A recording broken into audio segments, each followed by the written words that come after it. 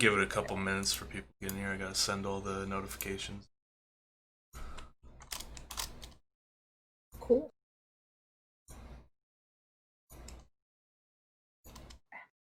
Notifications are out.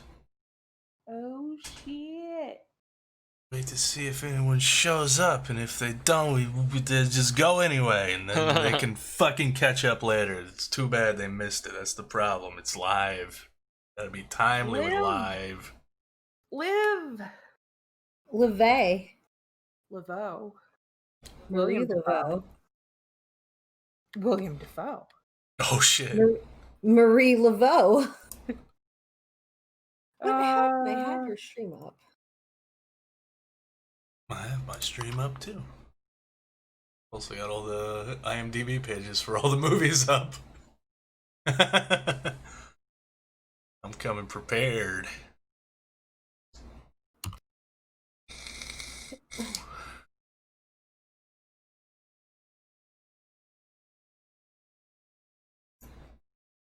Get up there. Yeah. You sure did enjoy clicking like 3 buttons to get to your channel. Yeah, it's good, right? Oh my god, It's so good. posted the spoopy scary Doge? The ones where it's Me. like bork, bork, Gabe. bork, bork, bork, bork. Rest in peace, Gabe. Yeah. I love it. I miss Gabe. He was a good Doge. He was a good Doge. I just also love that song, and I love that it came with a translation with it. He does a Jurassic Park one too. Yeah, I've seen that one, yeah. Jurassic Bork. Yeah. Jurassic Bork. Bork, bork. Mork, mork. What? I don't know. Listen, I can't talk and make up at the same time. You're doing it right now. It's random. It's moments like that, though. It's random okay. nonsense. Yeah. This is just gibberish. Sometimes. Oh, cool. Sometimes it's coherent thoughts. I'm not gonna be doing my makeup for the entire show. You man. What? I mean, what? That was sexist. Are you cool man? That? Huh? What? What? What?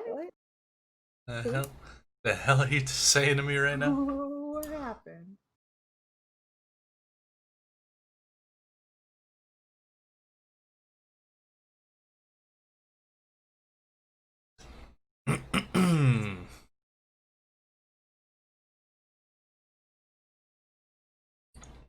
They've had long enough.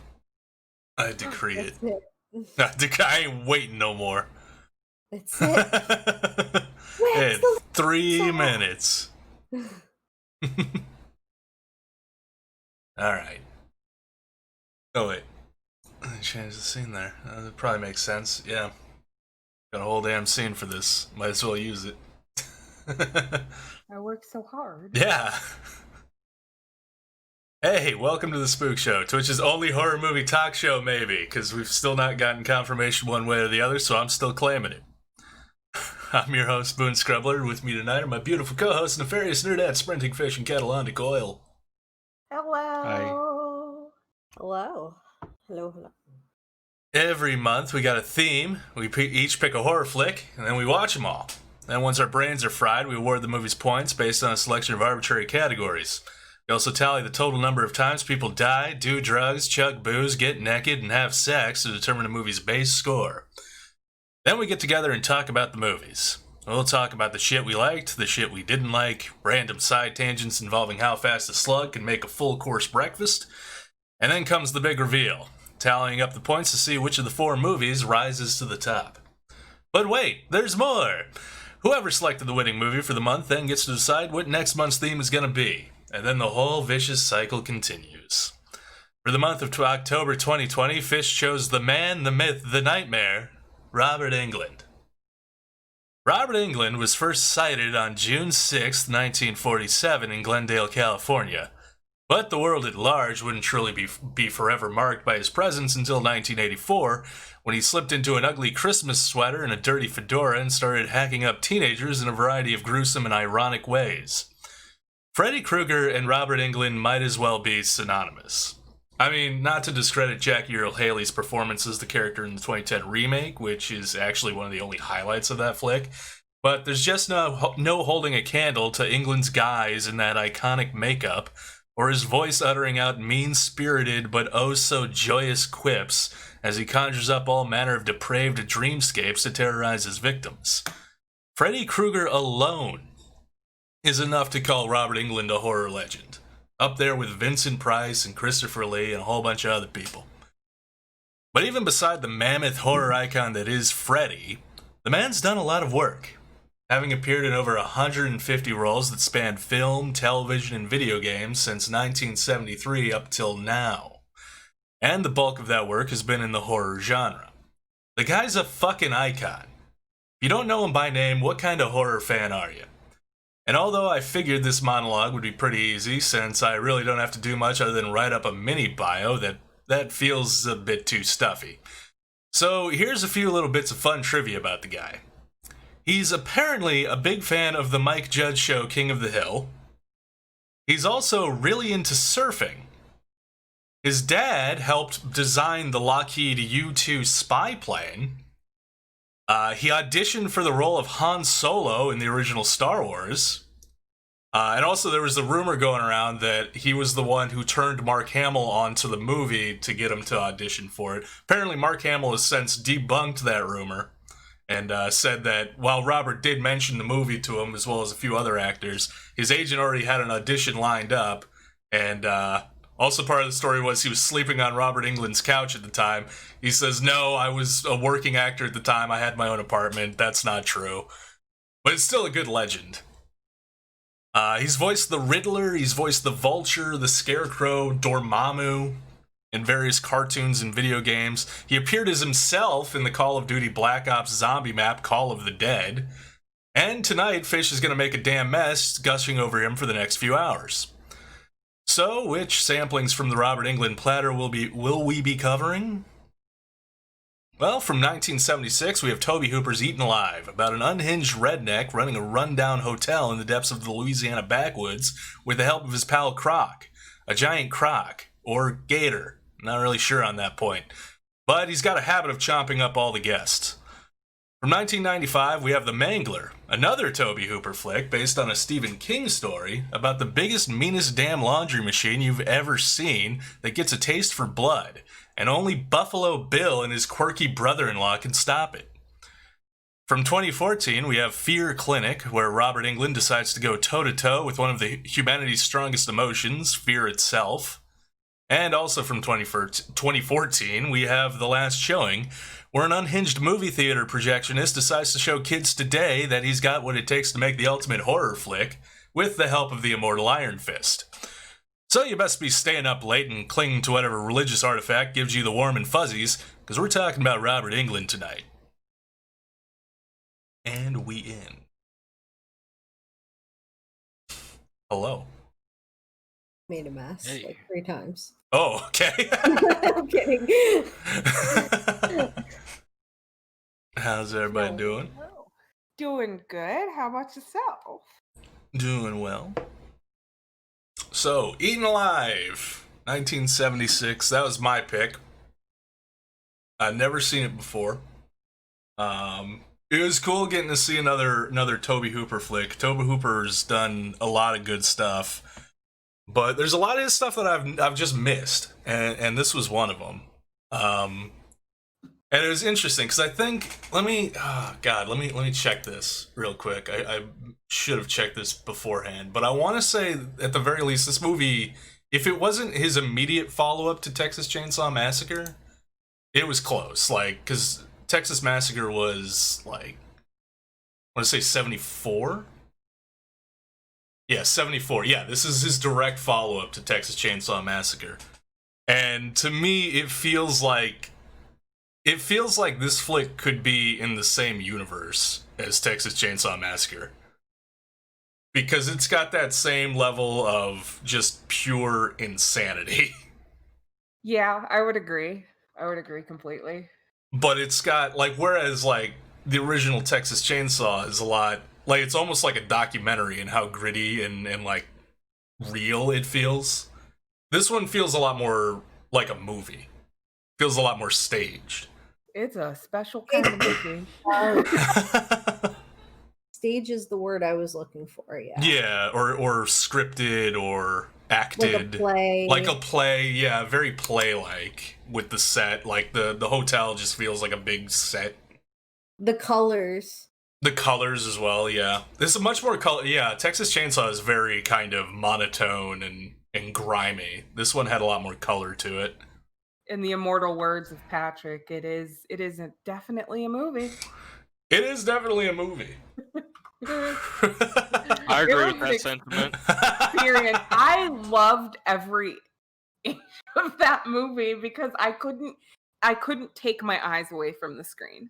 So it was Yeah. it succeeded. It made me watch it. Not to the same extent as like Texas Chainsaw, but like I did feel myself getting drawn in just by like the descent into pure just like batshit what the fuck is happening. Like the whole character of Judd was like he was almost like Cook from Texas Chainsaw, the patriarch of the cannibal family, but like even more fucking batshit. Like I couldn't understand most of what he was mumbling about through the majority of the movie. But I don't think it was meant to be understood. Like, even if you could make out all the words, I don't think you're meant to understand what he's saying. No, and it happened every time he got agitated. It started happening like some kind of trauma response, and I was like, Yeah, crazy pants. Yeah, like there was definitely like it felt like there was history there, but we just don't get to see it. We just have to deal with the madman that is before us right now.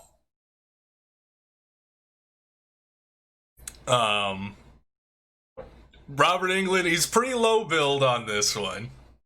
But he still has a pretty memorable character. He opens the film with the line, "Name's Buck, and we're gonna fuck." And I gotta wonder now, is that just a thing skeezy assholes say? Or did Quentin Tarantino literally steal that line for Kill Bill from this movie? You had to probably steal it for Kill Bill because it's the only two times I've heard that, I think. It's actually name's Buck and I'm raring to fuck. Oh, okay. In this movie, he said, "We're gonna fuck." Oh, did he? Yeah. I thought he said raring. Oh, maybe. I could have that wrong. I wrote it down, but I could have it wrong. Either way, it made me go, no. It's like, oh, so it's this kind of Robert Englund character we're dealing with. Okay. Dark. He's so pretty and so bad. Oh, seeing young Robert Englund, like... Yeah, young Robert Englund. Like a pair of very... Like, he looked weird because I'm used to him aged, obviously. He's definitely he was young Robert Englund is kind of goofy looking, like in a good way. In a good way. He also kind of looks like a very smooth testicle. He reminds me of the guy or Jeremy Allen White, the guy who plays Lip in Shameless. I've never seen Shameless. They look exactly alike. Like when I saw him, that's the first thing I thought. I was like, "Oh, he's Lip." Okay, that's right. It does give me very much Texas Chainsaw Massacre vibes, though. Also, I really didn't understand what was going on half the time. No, not much. No, I felt like I was not doing nearly enough drugs. Yeah. Like, on that point, like, Texas Chainsaw, like, it's insane, but, like, you understand what's happening in that movie. Yeah. Even if what's happening in that movie is batshit nuts. Like, in this one, like, it's kind of all over the place. It really is. And there's a lot of plots going on. Like, there's like, Judd's whole weird plot, and then there's some weird plot going on that's not really ever fully developed, I don't think, but like some weird side plot between Judd and Robert Englund's character. Like they have some kind of connection that's not really fully cemented. No. There's the whole whorehouse subplot, and then the dad of the ex-hooker who gets eaten in the opening scene coming to find her, and then the weird romantic subplot between that dude's other daughter and the sheriff. Like they were like flirting for a while. I don't know what that was about. But yeah, there's just, and then the family. What the fuck was with that family that shows up, and the dad just loses his fucking mind after the dog dies. I feel like I need David Lynch here to help me realize. I don't think David Lynch would understand this movie. No, I think he's done enough drugs for all of us. I don't even know if drugs answer what the fuck is happening in this movie. I think it's just Tobe Hooper, like, his interest in just filming insane people doing insane things, just like acid. off the rails. The only character that actually made any sense was the house mom. What the hell was her name? Oh, the lady in the beginning. Yeah, shit. The one who owns the hotel, Miss something. Don't tell her you're Miss somebody's girl. Yeah. Miss Hattie.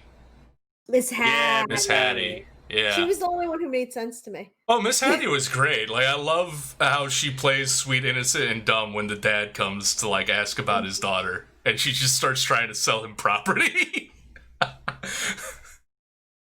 Like, that was such a good scene. She was kind of perfect. Yeah. Oh, and then, yeah, Judd kidnaps Marilyn Burns. The mom from the family, and just ties her to his bed for, like, the majority of the movie. Oh, you're just gonna go here now. Yeah, it never really like amounts to it. He just ties her up and just starts babbling at her. It makes perfect sense. Sure. Perfect sense. Well, like, wait a second. Girl is screaming in a different room and banging on things, and Robert Englund and his girl are just like, whatever. Yeah, they don't care about, like, they were like, Robert Englund was way more annoyed by Judd cranking up the bad country music than he was the banging in the other room. He's just, shut the music off, Judd. Fuck you. I think what was it? I think I lost my train of thought. Go on. I'm sorry. I'll get it back. I apologize. The croc was an interesting, cool touch. A lot of the time it looked very fake, but it was it looked incredibly fake. But like the way they utilized it a few times was like really cool. Like when it bashes through the porch to like grab the crazy dad and pull him into the thing like out of nowhere. Like I thought that shot was really cool because I didn't expect it to do that shit. Crocodile and Peter Pan, like, you know, the idea of it being there was more scary than the actual monster. Yeah.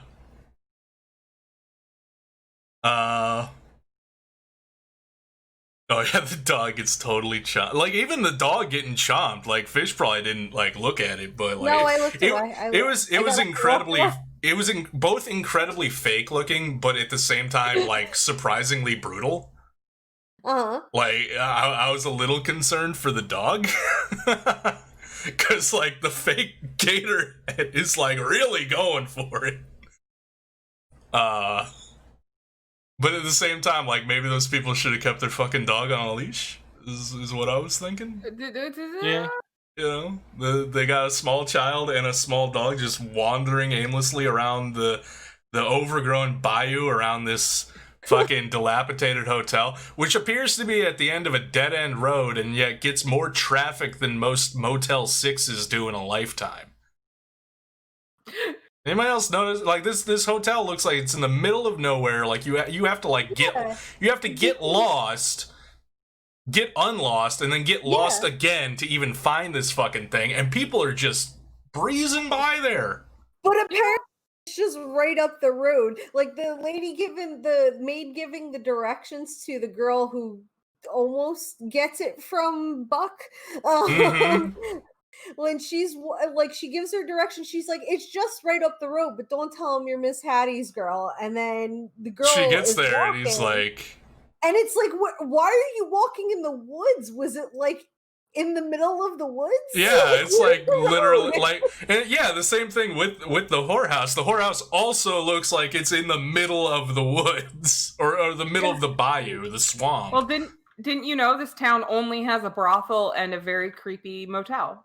No, they've also got a bar and a That's all it's sheriff's got. station. They've got a Oh, sheriff's true, station, true. a bar, a whorehouse, and a shitty hotel. All on one stretch of It's one little plot of forest. land, yeah. Yeah.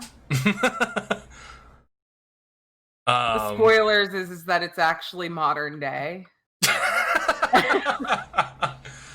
I mean, it could be. It could be, yeah. And the monsters are just there. The gator's just there to keep them from finding out.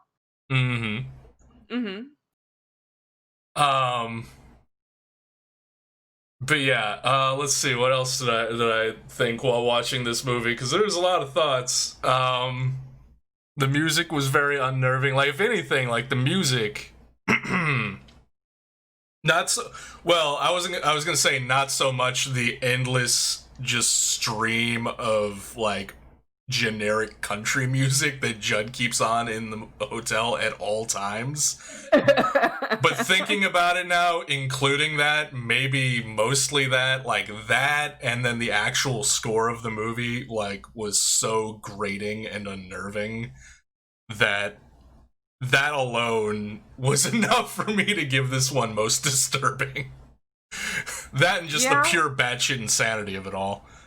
Where it's like, I don't understand. I'm not crazy enough to understand, and that bothers me.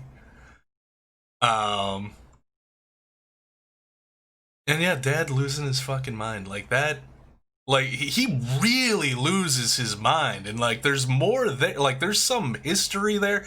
Like, Marilyn Burns was wearing a wig that she pulled off. Like, once they got into, I was like, Yeah, there's that was weird. Yeah, I'm like, there's something going on with this fucking family.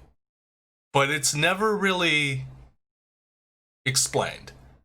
That and there's the whole like, I know your beloved pet was just eaten in front of you, but calm down. You need to calm down. Yeah, like I understand the little girl freaking out because like, holy shit, you're a child, and that's what fucked they're up. But saying like, to her after that. It's like, what?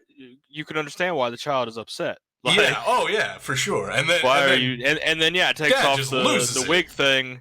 And it's like, are you like a secret agent or some shit? Yeah, like I was like, did they kidnap this child? Like, what's like, are they on the run? Is that why they're exclusively trying to get to shady backwoods hotels? Mm-hmm. Like, what's going on here? But like, no, that's apparently just that family. According to what we learned in the movie, that's just the family. That's just how they are. I forgot about that little girl, and I think like 1 hour and 11 minutes into the movie, I was like, she's still alive? Oh. Yeah, she spends the majority of the movie just hiding under the house. And every once in a while, they'll come back to her crawling around under there. Yeah. But yeah, I also felt like that child was in danger. Like, not even from a narrative standpoint in the movie, like, just on the set, I felt like that child was in danger. And she looked like she was in danger. She looked like she was not having a good time at all. I think it's just the thing with those weird 70s productions. Yeah. That and one of my notes is just like, why is everything so damn rapey? Like, it's pretty rapey. Yeah. Why you gotta be like that, Robert Englund? That's why that particular one is my least favorite. Because, like, I know Buck wants what to fuck, but it should be consensual. Yeah. And the other girl didn't want to really like that, and then she got fired, which is kind of like, that's bullshit too. That's pretty fucked, yeah. Welcome to my TED Talk. It's my most entertaining because, like Neffy was saying, I couldn't look away from it, and it was just like, why is everything happening? Why? Yeah, that's a good like 3-word review for Eaten Alive. Why? Mm-hmm. Why?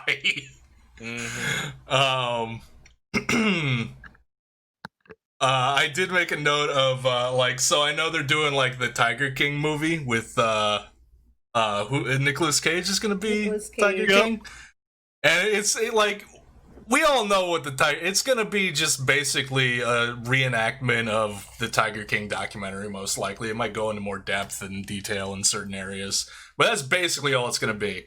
But now... we're not going to learn anything new. No. We're just going to get to see Nicolas Cage be Nicolas Cage all over that character, and that's going to be worth the price of admission by itself. But, like, yes. I was watching this, and I'm like, I know it's not going to be the Tiger King movie, but wouldn't the Tiger King movie be so much better if it was just a remake of this movie? Like, completely fictionalized, replace the crocodile/gator with a tiger in a cage. No, please, Carol Baskin. Oh, okay. That bitch. I'd watch that.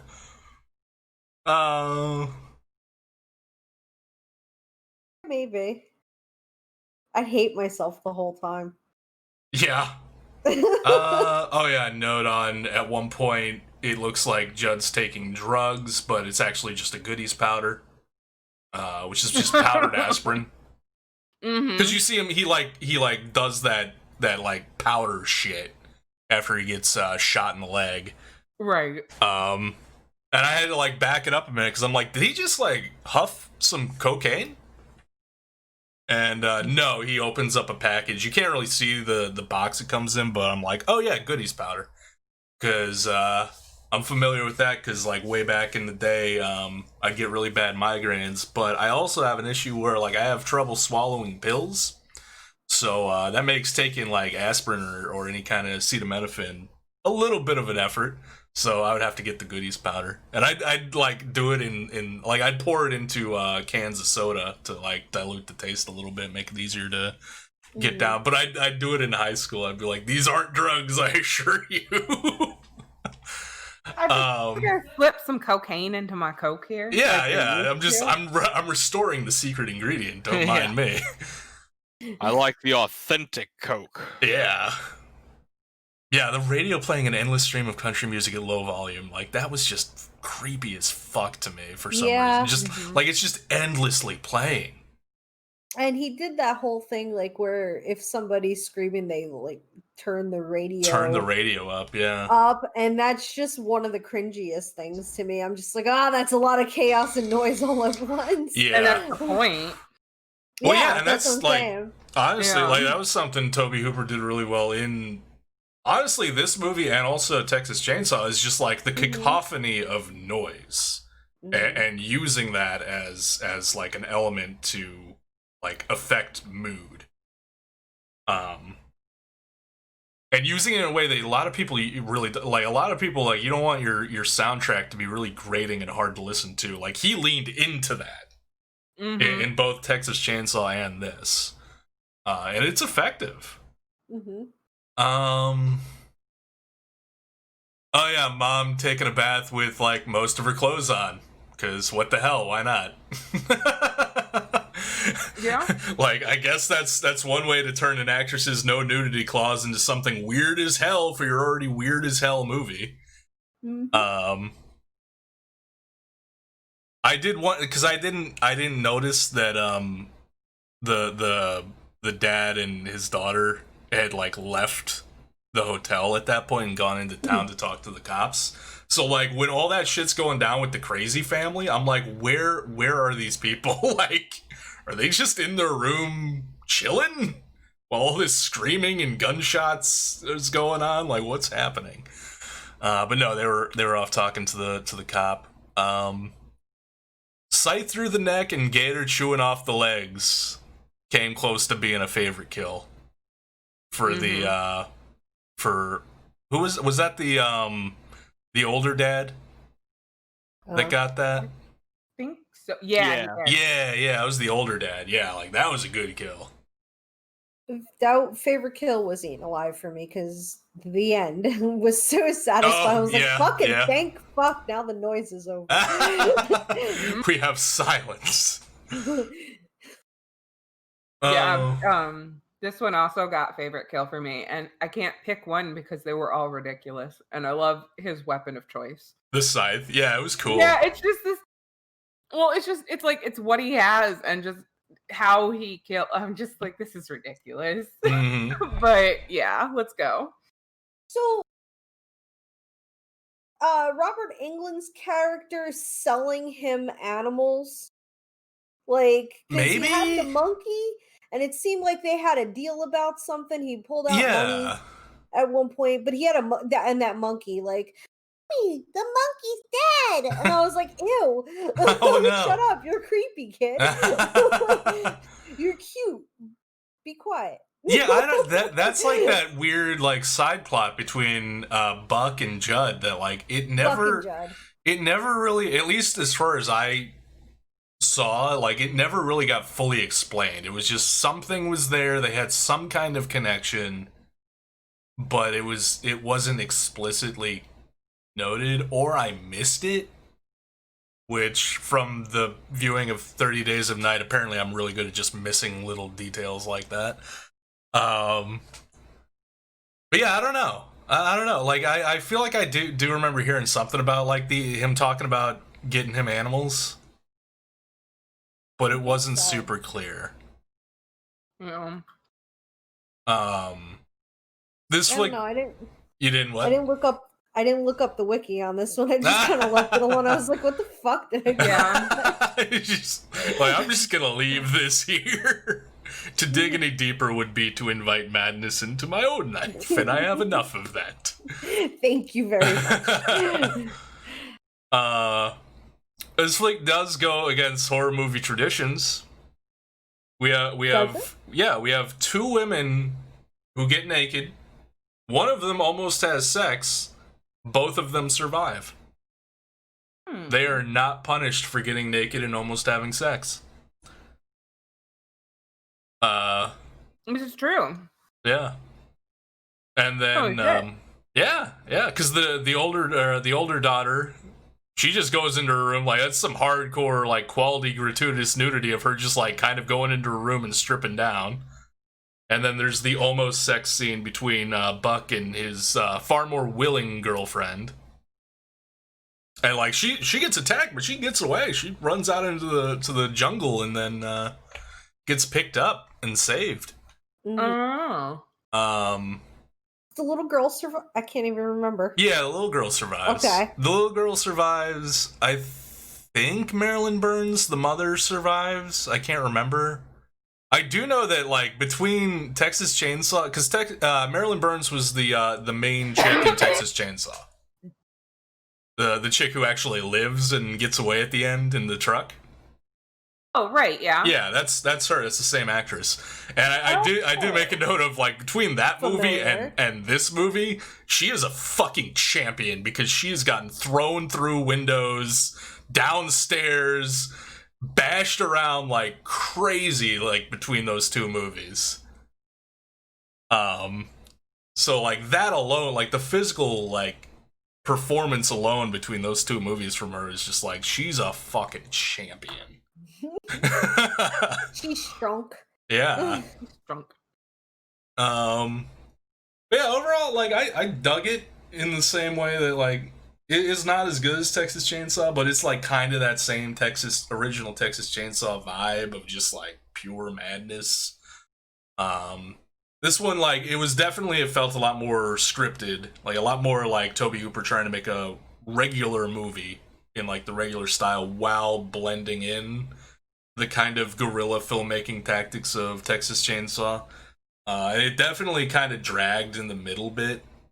Because, like, the movie starts off and it's just, like, full tilt boogie into batshit insanity. And then it's also batshit insanity at the very end. But in the middle, when, like, it's basically them just, like, eating up time with the little girl under the house and, like, people going around talking to each other. Like, that area kind of, it drags a little bit. But yeah, it's again, like I said, I feel like this could be a side quill to Texas Chainsaw Massacre. Like I feel like this story could take place in that same universe. But yeah, yeah. It also got favorite music and most disturbing from me as well. Yeah, I give it most disturbing. I liked how grating the music was, but I really appreciate the atmosphere it provided. Yeah, I gave it most disturbing, I gave it sleeper hit. Because I didn't know what to expect from this movie, but like, damn. And I gave it favorite poster because I really dig that poster.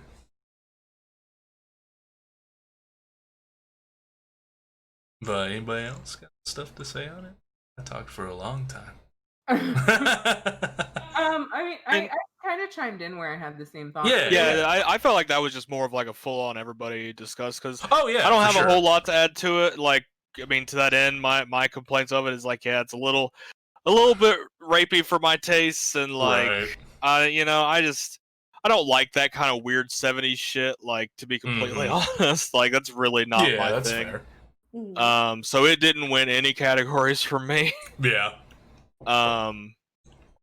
It like I can appreciate some of the weirdness, and I do have a thing for like weird little motel lobbies. Those are kind of fun. Right. That was probably my high point of that. It's just like, oh wow, that's some high quality wood paneling there. That's very motel. The architecture of the hotel. Well, I mean, mainly just the lobby. Everything just else. The lobby. Yeah, just one of those like comfy little places where the guy's just there all the time watching his little TV, drinking his coffee. I like stuff like that. I think that's what added to like just how fucked the whole movie felt, is because like taking that part by itself, like it feels like a cozy little like out of the way like family owned mom and pop hotel, like a little bed and breakfast. Yeah, if it wasn't for all the awful things. Yeah, if it wasn't for all the murder and the rapiness happening around every corner, then it'd be a lovely place to stay. Yeah. Murder. Also reminded me a little bit of Psycho for that. Like the hotel proprietor who's actually like psycho bonker crazy. Yeah, that's what I think I made that comment while I was watching it. Like I was like, "Who are you, Norman Bates?" Yeah. Only Norman Bates even more unhinged. Yeah, he clearly lost a couple marbles. I don't think he ever had any. Yeah, he had a couple jacks. That's all he had. Basically. He kept trying to swallow them. Yeah. Oh. Oh no.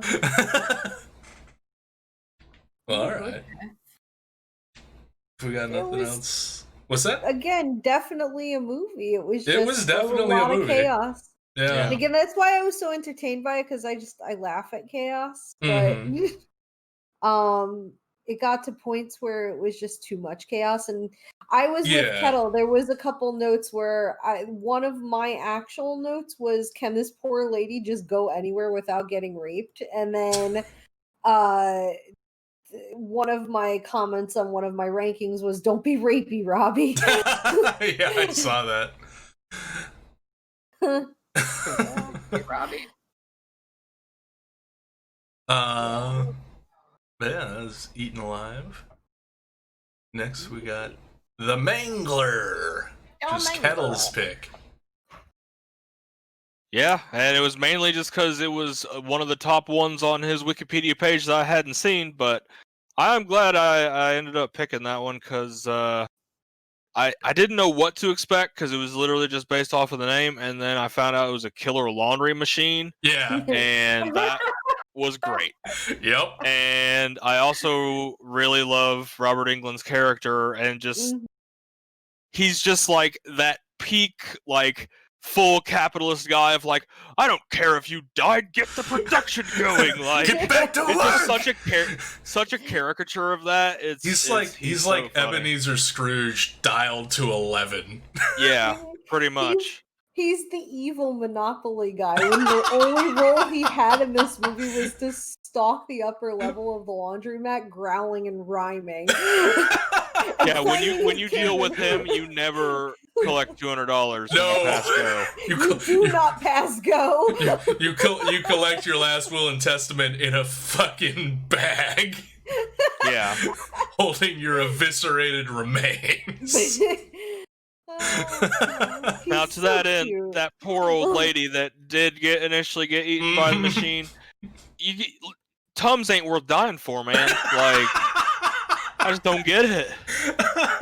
Just go get some other antacids. Like, oh, I'm gonna just stick my little hand in here. Like, come on. Purse. I was gonna say, Yeah. it's especially bad when later on it's revealed she had a completely full bottle in her purse. And also a half-used bottle, apparently, that is handed to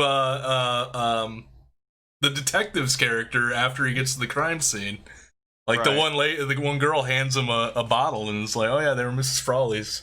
Like, she apparently had these things coming out of every orifice, but no, those pills. Those ones were the important ones. Damn, how bad is their heartburn? Like, Yeah. Well, that's a lot of them. But at the same time, like, given how what's this, Gardy, I think his name was, Robert Englund's characters.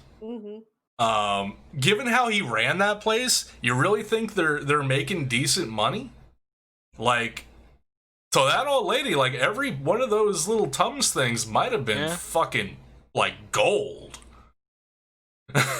Apparently she had a supply, but like still, like every single one of them might have been super precious, because it's like working for him, it was clear to me why they all had agita. Like, all he did was yell at everybody. His poor assistant.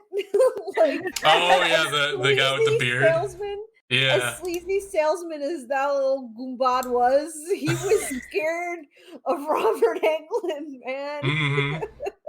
Never mind the fact that dude could have probably like folded Robert Englund in half in his crippled state. Gartley, that's his name, yeah. And then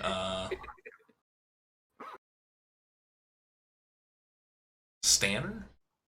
No. Is it Stanner? Is the other guy? Think so. Sounds It's right. gotta be, because where he's at in the credits. That makes sense. Names are not my strong point. Yeah. And you'd figure I'd know as many times as I've seen this fucking movie. Like, I've seen this movie a lot. Yeah, it's good. I've seen it twice now, and I enjoy it every time. It's just Robert Englund's performance is fantastic. He's so good. He's such a crafty old man. And It's I love my it. favorite performance I've seen of him. So like, this is the movie where I get to tell my Robert Englund story of having gotten to the one time I got to meet him. And I told him, like, because he signed like a New Nightmare poster for me. But I'm like, I love Freddy, but like, I gotta say, the Mangler is like top tier for me. He was like, oh yeah, the Mangler. And he talked about like his inspiration for the character, and I wish I could remember exactly what he had said, but he said that when he approached the character, he took like someone else and General Patton was one of the inspirations for the character, and I'm like, dude, I can see that. And that makes it so much better. But yeah, that's my brief I got to meet Robert Englund once. He was really cool. He was really friendly. I wasn't there for that one, was I? No, you were. That was the one of the Spooky Empires. Oh, That was like the first one I was guest author at. And I got to capitalize on my author badge to get to the front of the line before anyone else could enter the area. So I was at the start of the line. That's right. But yeah, no, I love the Mangler. Did you have more to say, Kyle? We kind of went off on side tangents there. I mean, it's just kind of it's one of those ones that's just kind of like campy. Like it's not like, you know, super duper scary, but it's got some real nice just like gore and effects. I really like just the slamming and the way it would like multi-fold people after it like pressed them through the thing. Yeah. And I did really enjoy Buffalo Bill as a detective, because it took me a few minutes. At first, I'm like, that voice, what is that voice? And then I looked it up and I just fucking laughed. I was like, that's right. Yeah. That's who that is. That's this Buffalo Bill. This is the first time I saw Ted Levine. Like, I saw this movie before Silence of the Lambs. So it was weird. Like, it was weird doing it the other side of the journey, like knowing him from this and then seeing him as Buffalo Bill. I'm like, what?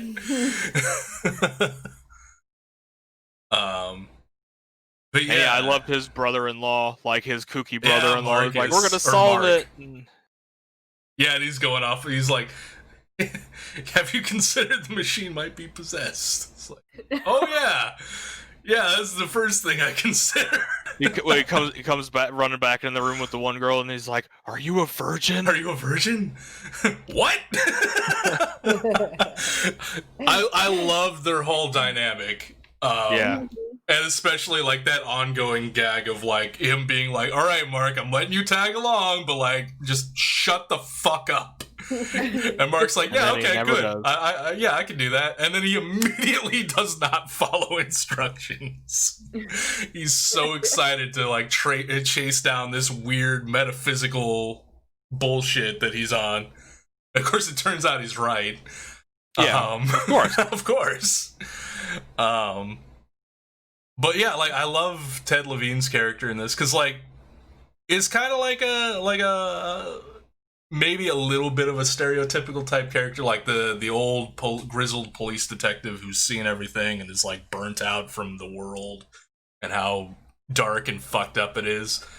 But at the same time, like he can't, like he's like 1 inch away from just saying fuck it all, but like he can't because like deep down he still like really fucking cares. Yeah. And that keeps him motivated to like try to do something, even though he's gonna be salty as fuck the whole time. You could season a roast with that salt. I just like realized looking through my list that I don't have this selected for anything, and it wasn't intentional. It's just like all the other movies just shown because I guess because I'd seen the Mangler before. Like it didn't get any of the special categories for me. Oh, it got a lot from weird. me. They got a few from me. I like the Mangler is like it's probably in my top 10 list of favorite horror movies. I fucking love this movie. No, it's good. I just I completely like. I was just so drawn in by the other ones, probably because I hadn't seen them before. Yeah, that's fair.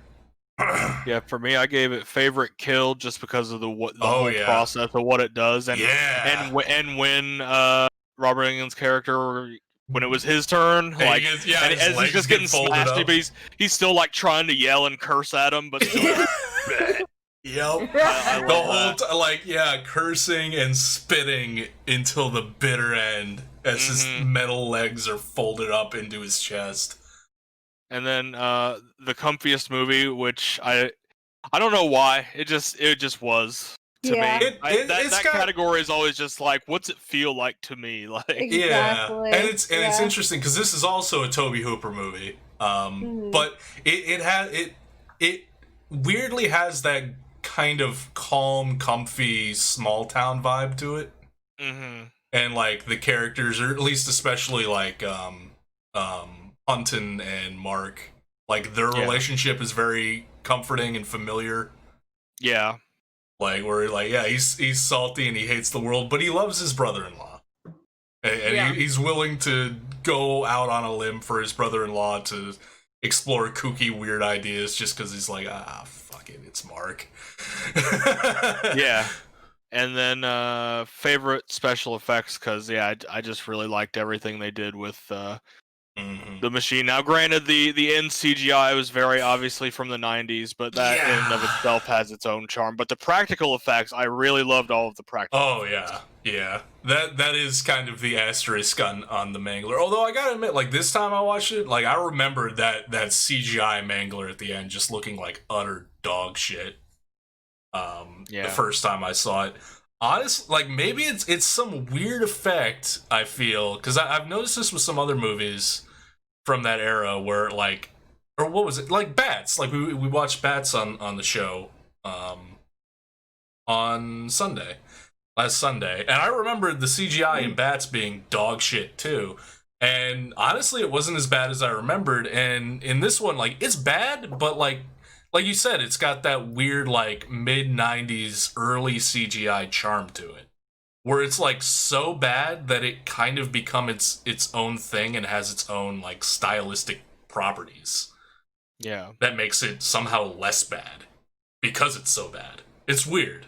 It's weird. I just remember, I was watching it this time, I'm like, it actually looks pretty cool. Like, there's a few shots where it looks just completely trash, but they really tried in a number of those, like the little weird, like arm things, like the spindly arms out of like the grating that it has that claw around, like those look pretty creepy actually. It's just when you see the glowing red eyes and the mouth of it, that it's like, oh no. Please no. Yeah, then it's just like eh. But the arms and everything, and like the shot of Mark getting ripped in half is really cool. But yeah, it's the ending of the movie really kind of goes off the rails, and not even so much for me, not even so much the pretty crappy CGI monster that the machine turns into, because up until that point, the machine is like, it's intimidating as fuck. Mm-hmm. Like just sitting there, it's like Stephen King has tried to make a whole bunch of kooky shit that's not really scary, like Corn. And it hasn't worked because it's dumb, but with a massive industrial laundry machine, like it works. Like that machine is scary as fuck to me. Mm-hmm. Because it's scary practically, and it's scary like what it can do. Because of what it can do, yeah. Like even if it wasn't possessed, just like what it's capable of. It's kind of why it got comfiest for me, is what you guys were saying, is like it's so relatable in so many ways. Like the townspeople working themselves because they have to. Big character, that thing of a boss who's just fucking part machine himself. Yeah, worst boss ever. But no, like so where the ending really throws me for a loop is the final scene where Hunton comes back to the laundromat all like dolled up with fucking flowers that I can only presume is him like intending to ask the 16-year-old girl on a date. Hey. Yeah. That was. You thought she was cute. That was awkward. Although it doesn't. Maybe they were flowers with a note that said "Call me in 2 years." Yeah. Hopefully, we can hope. But we don't get that information, and it's given, a little. Given the time, probably not. No, probably not. But it is also immediately paid off with like the best actual ending ever, where he sees she's now evil, and he's just like, well. And he gets in his car and he fucks off. It's like, I'm done. I'm the fuck out of here. Bye. This isn't my problem anymore. Which is pretty fucking great. But yeah, this movie, I liked how it did exposition. Because exposition, it's got a lot of exposition dumps. But it tends to do them in pretty entertaining ways. And figures out, like, kind of an interesting way to drag along an inherently skeptical character into just, like, entertaining the notion of it being supernatural. Because he's just like, alright, Mark, fine. I'll humor you. And then the icebox, dude. Even the icebox was fucking creepy in this movie to me. That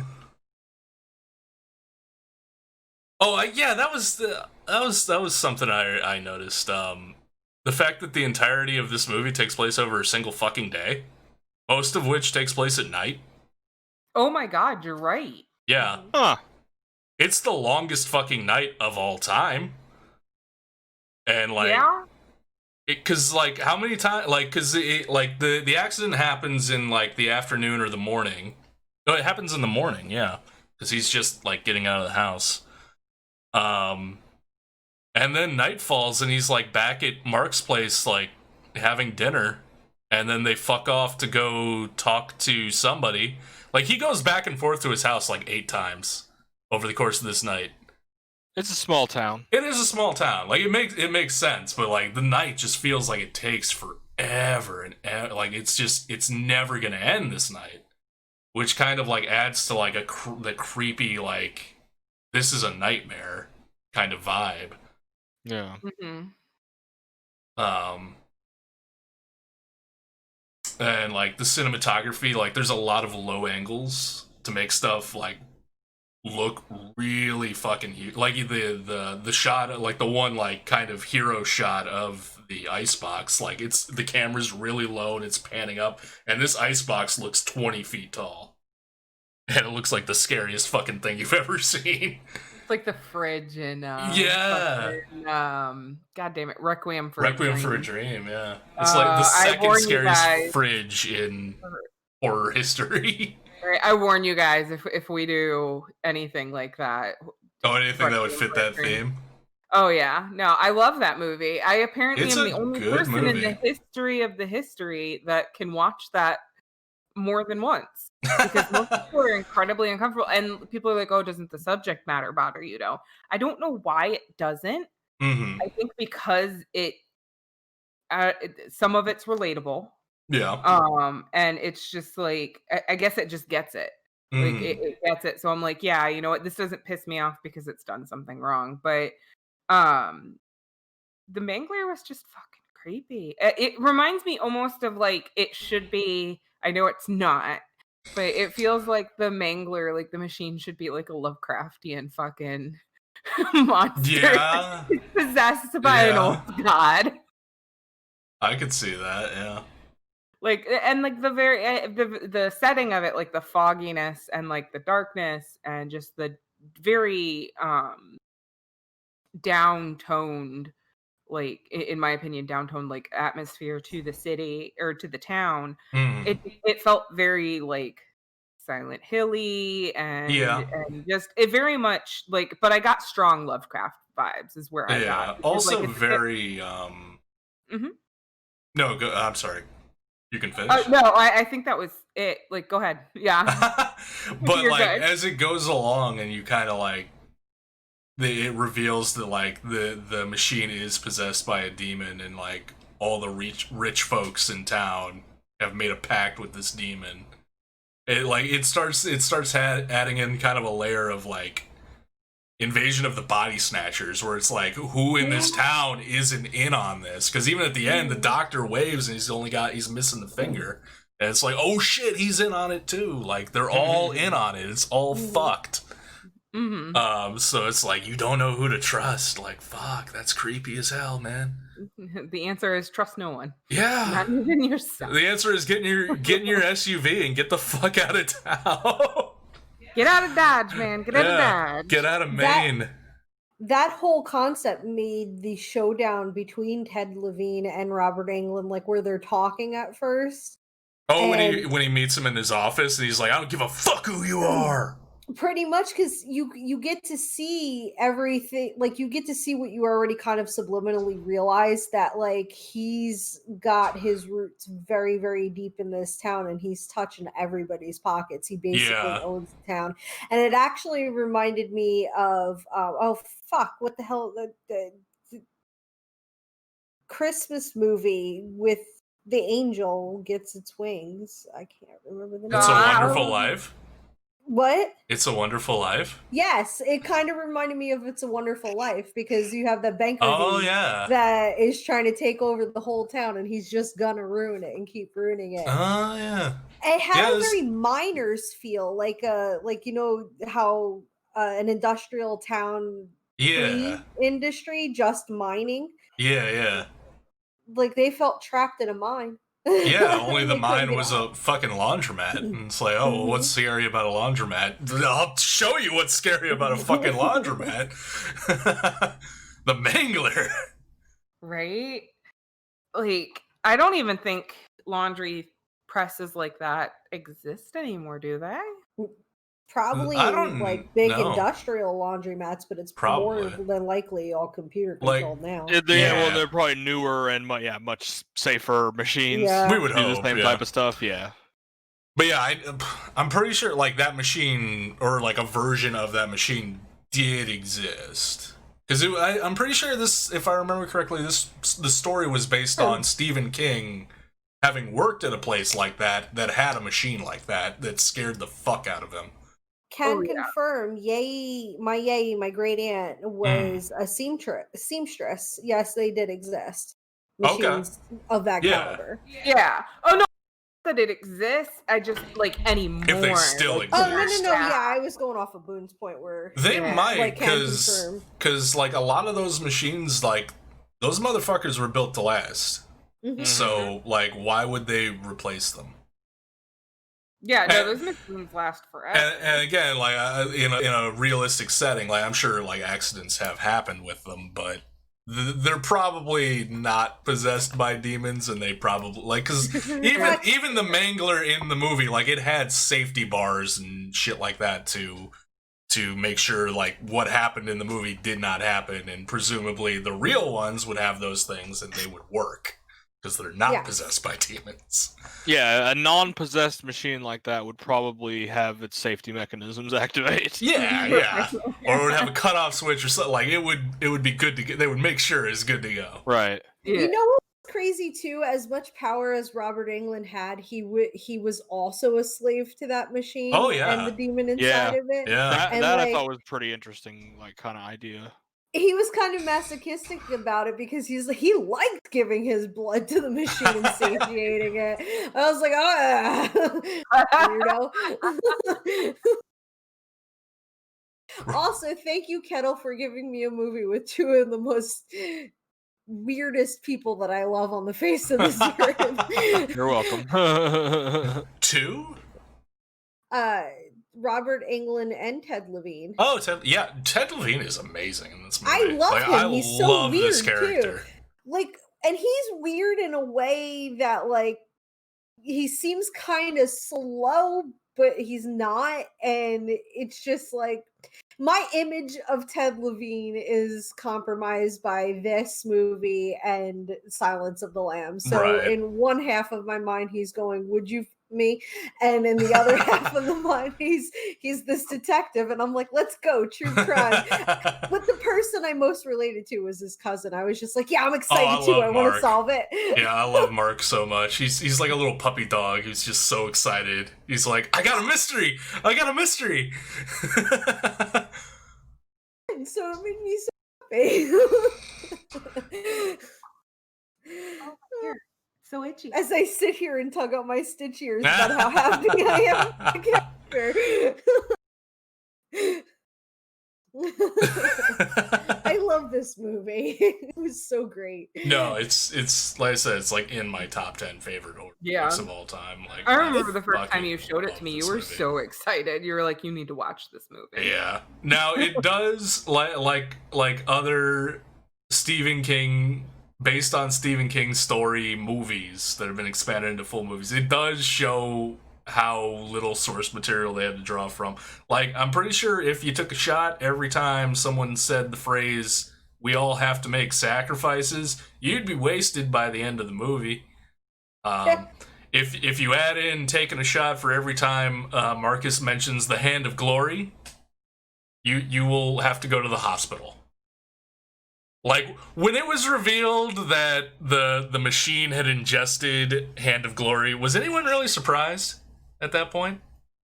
Maybe me, but just simply because, like, I'm not familiar with Stephen King films. Like, other than... Well, it's not even a Stephen King thing. It's just a matter of, like, he mentions how Hand of Glory is, like, really bad, and they really don't want to be messing with Hand of Glory.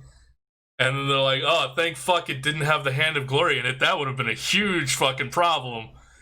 And then they read the bottle that Mrs. Frawley had, and it's like, oh, what's it got in it? Hand of Glory? Oh shit, we're fucked. Like, it's a great setup to, like, that shot of the machine just exploding, like, is amazing. But it's like, at that point, it's like, yeah, of course it's got Hand of Glory in it. You mentioned it 18 times. You didn't think this was gonna pay off? No. But yeah, was anyone else surprised when the machine had Hand of Glory in it? No, I was more surprised when it came alive. that is a bit of a shock. The machine just suddenly bursts out of its restraints and comes to life. It messed with me, man. Even though I forgot Okay, I completely forgot because the movie just feels like it's like maybe a couple of movies in one. So I'm like, okay, all right, we're getting there. Okay, they're gonna beat him, and then it comes alive, and I'm like, what? And it's fucking crawling after him. I'm like, oh fuck no. I started giggling when that happened. It was like a Hand of Glory? Beetlejuice. I think we're fucked, man. It reminded me of Beetlejuice. I was like, oh yeah. Also, was something I noticed. I don't know if I ever noticed it before, but when they're escaping through the sewers, there's totally human remains in that sewer. Oh. When they like drop down into one of those pipes, there's a fucking skeleton sitting there. Oh. I don't know what that has to do with anything. It was probably just there to build some atmosphere, but like in the context of the movie, somebody died in that sewer and was left to rot. What happened? I need to know. I point this out only because I did add it to the list of kills in this movie. Because I'm like, that's a dead body, dude. Like, it counts. It has nothing to do with this fucking movie, probably, but there's a dead body right there. It definitely counts. Maybe that's where the machine pooped. No, it poops out the other end, and then they carry you out in a basket. Like, oh man, the gore in this was like... Oh. It was great. I'm surprised it didn't get favorite kill for me. I think I just was so satiated by Judd's demise. it got favorite kill from me for the same reasons that Kettle pointed out. I got favorite story. Even though for me too. Even though like you can tell like they didn't have a lot of source material, they kind of stretched things out a little bit, reiterated themselves a lot of times. I like the story. Just for no other reason than it's a story about a killer fucking washing machine, and they sold it. Like they sold me on a killer washing machine. Right. It got comfiest for me. It also got scariest because like the atmosphere is just creepy as hell in this movie, and the Mangler is scary. Like that machine is scary as fuck. Mm-hmm. And it also got most entertaining for me. Cool. See, everybody else cover their picks. Mine were none. Unfortunately, yeah. I love the movie, but like I've been there. Oh, you love it so much you didn't give her a single category. I see how much you love it. All the other ones were just like if you love it that much, you should take it to divorce court. You know what? Eat a Pop-Tart.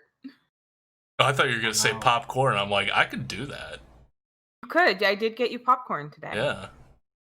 No, I gotta save it for the movie nights. Guys, it's movie butter. It's movie butter. Movie butter popcorn. Mm-hmm. Mm-hmm. All right. So, Fear Clinic, which was Fish's pick. Yeah. Before we dive into that, can we do a quick we can do a break. we're halfway break. We hit the midway point, like, honestly, a lot faster. We're only an hour honestly, in. Like, we're on a great time, in my opinion. I love this. This is great. It's not intentional, and I feel like we've been very thorough. We've been thorough, good conversation, but not getting hung up on anything. It's been it's been nice. But we can do a break. Okay, be back in a few. Cool.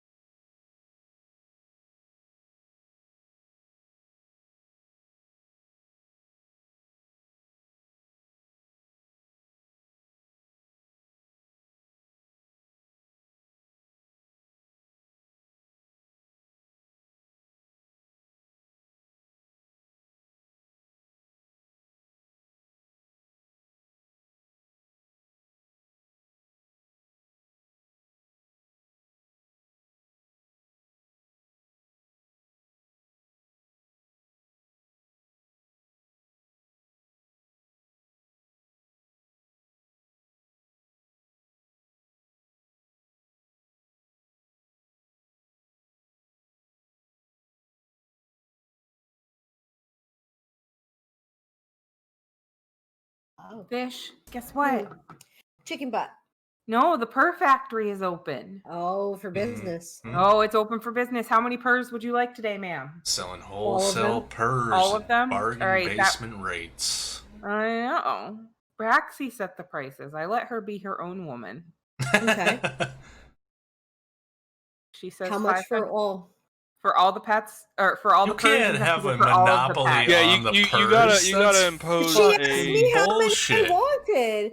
She you asked can't me how buy many out I the store, the factory even. God, we're back to the great toilet paper shortage. We actually don't know if I can or can't. I haven't heard how much they are yet. How much are they? All of the pets. All the purrs. All of the purrs equal all of the pets. She demands all of the pets. That's a lie. I know better. That's false advertising because Braxy doesn't let me pet her.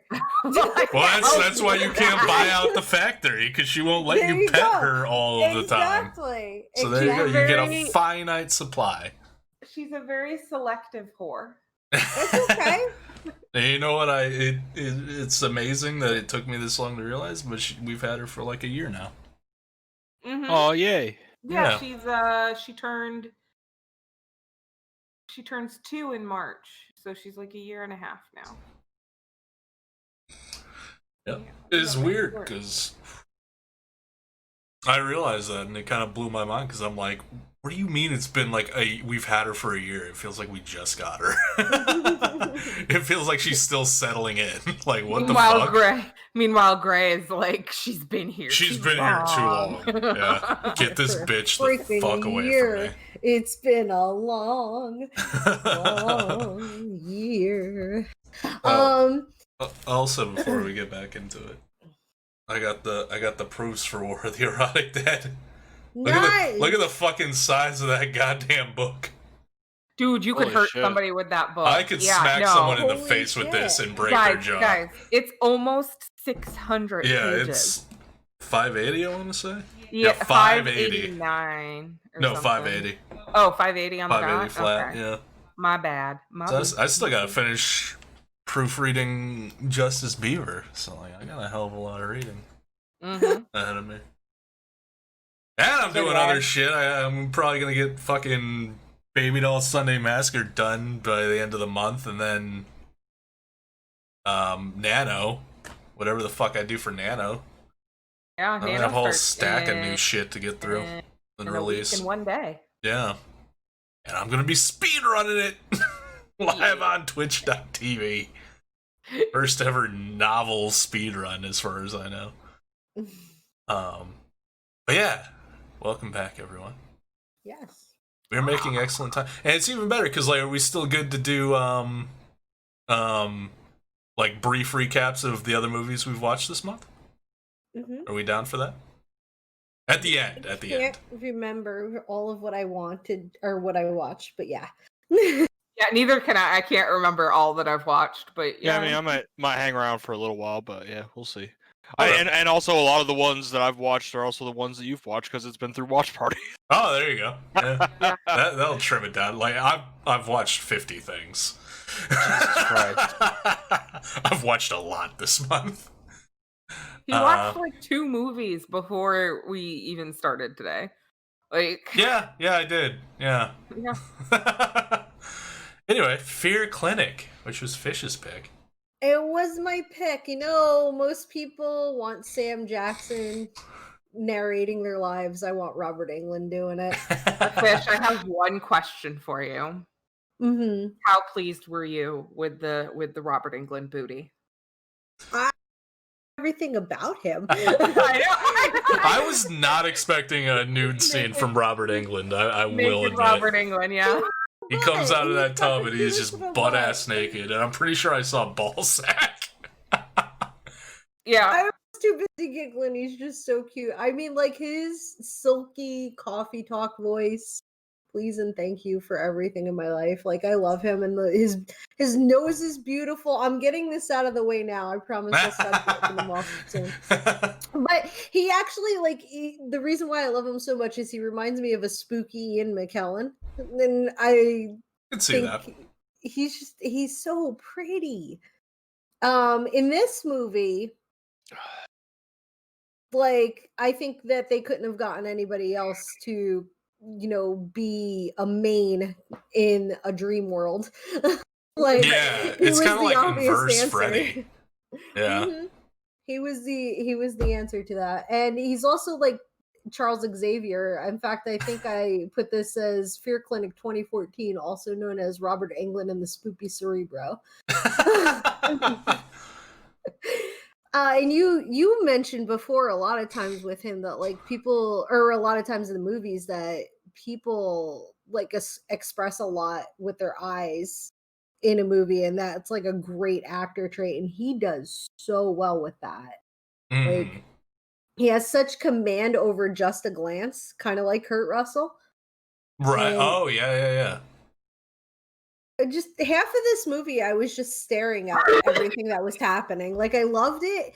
Its plot line was kind of loosey goosey for me, and a little hard to follow at points. But the points where that I did get the plot, it was very interesting. I don't know. Production made it went out of the way to make it feel like a real clinic. The interactions between Kaylee and Sarah, like, they hammer that nail on the head, and they make everything a little more disturbing at the right points. I don't know. You could tell them what my friggin' score sheet looks like. Yeah, you picked a lot of Fear Clinic for categories.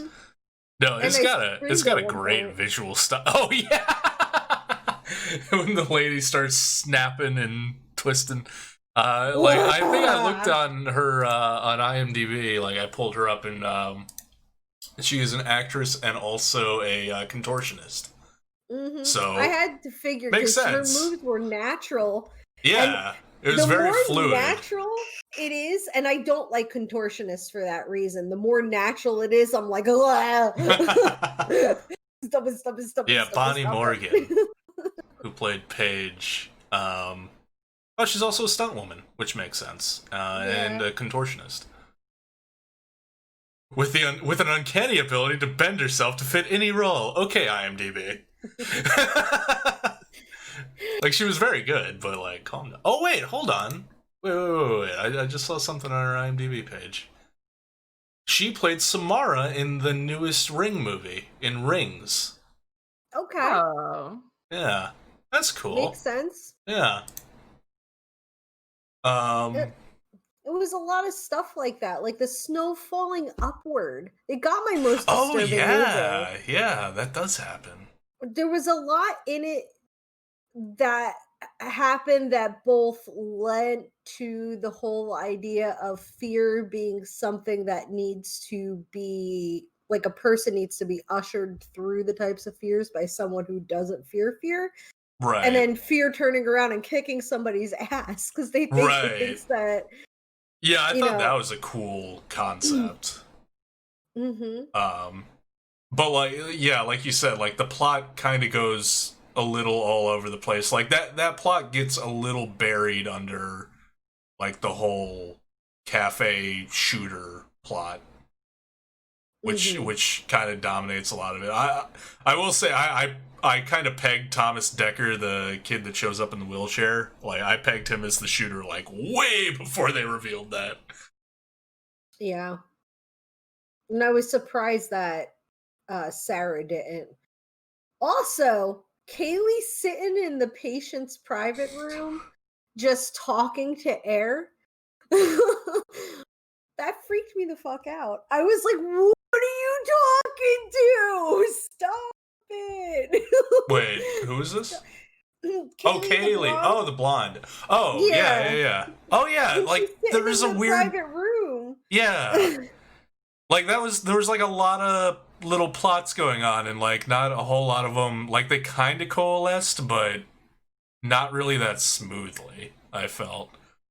Like, it was all really cool, but like, it kind of was all kind of just piecemealed together, and then they just were like, it's fear itself, and I'm like, that's cool, but like, you've been spending a lot of time on this whole cafe shooting thing, And then yeah, like the whole Kaylee subplot, like kind of really didn't like she just her and her boyfriend just kind of disappear for a huge chunk of that movie. Which interestingly enough, her boyfriend, who was her boyfriend? Was that Bauer? Wait, no, that was Dylan, I think. Wait, who was Bauer? Corey Taylor. Corey Taylor, the lead singer of Slipknot, is in this movie. Yeah. As Bauer. Who was Bauer? He was one of the like orderlies. Oh, he was like the kind of douchey orderly. Yeah. Right? Yeah, the younger neck guy. tattoo orderly. Yeah. Next set against Kevin Gage. Playing Gage. But yeah, the chick who plays Kaylee, Angelina Armani, was also a porn star. Oh. Yeah. I spotted that when I was like doing an IMDb dive on people. I was like, oh, that's cool. And she used to do porn, now she's kind of doing horror stuff, which is very cool. 'Cause she was really good. Like, she had a very good, like, kind of weird, spacey vibe to her that I thought was really interesting. Mm-hmm. It was almost like Eaten Alive was a movie, but it just wasn't like, it wasn't bad, but it's definitely one of those ones that I'll watch because it's like Scream to me.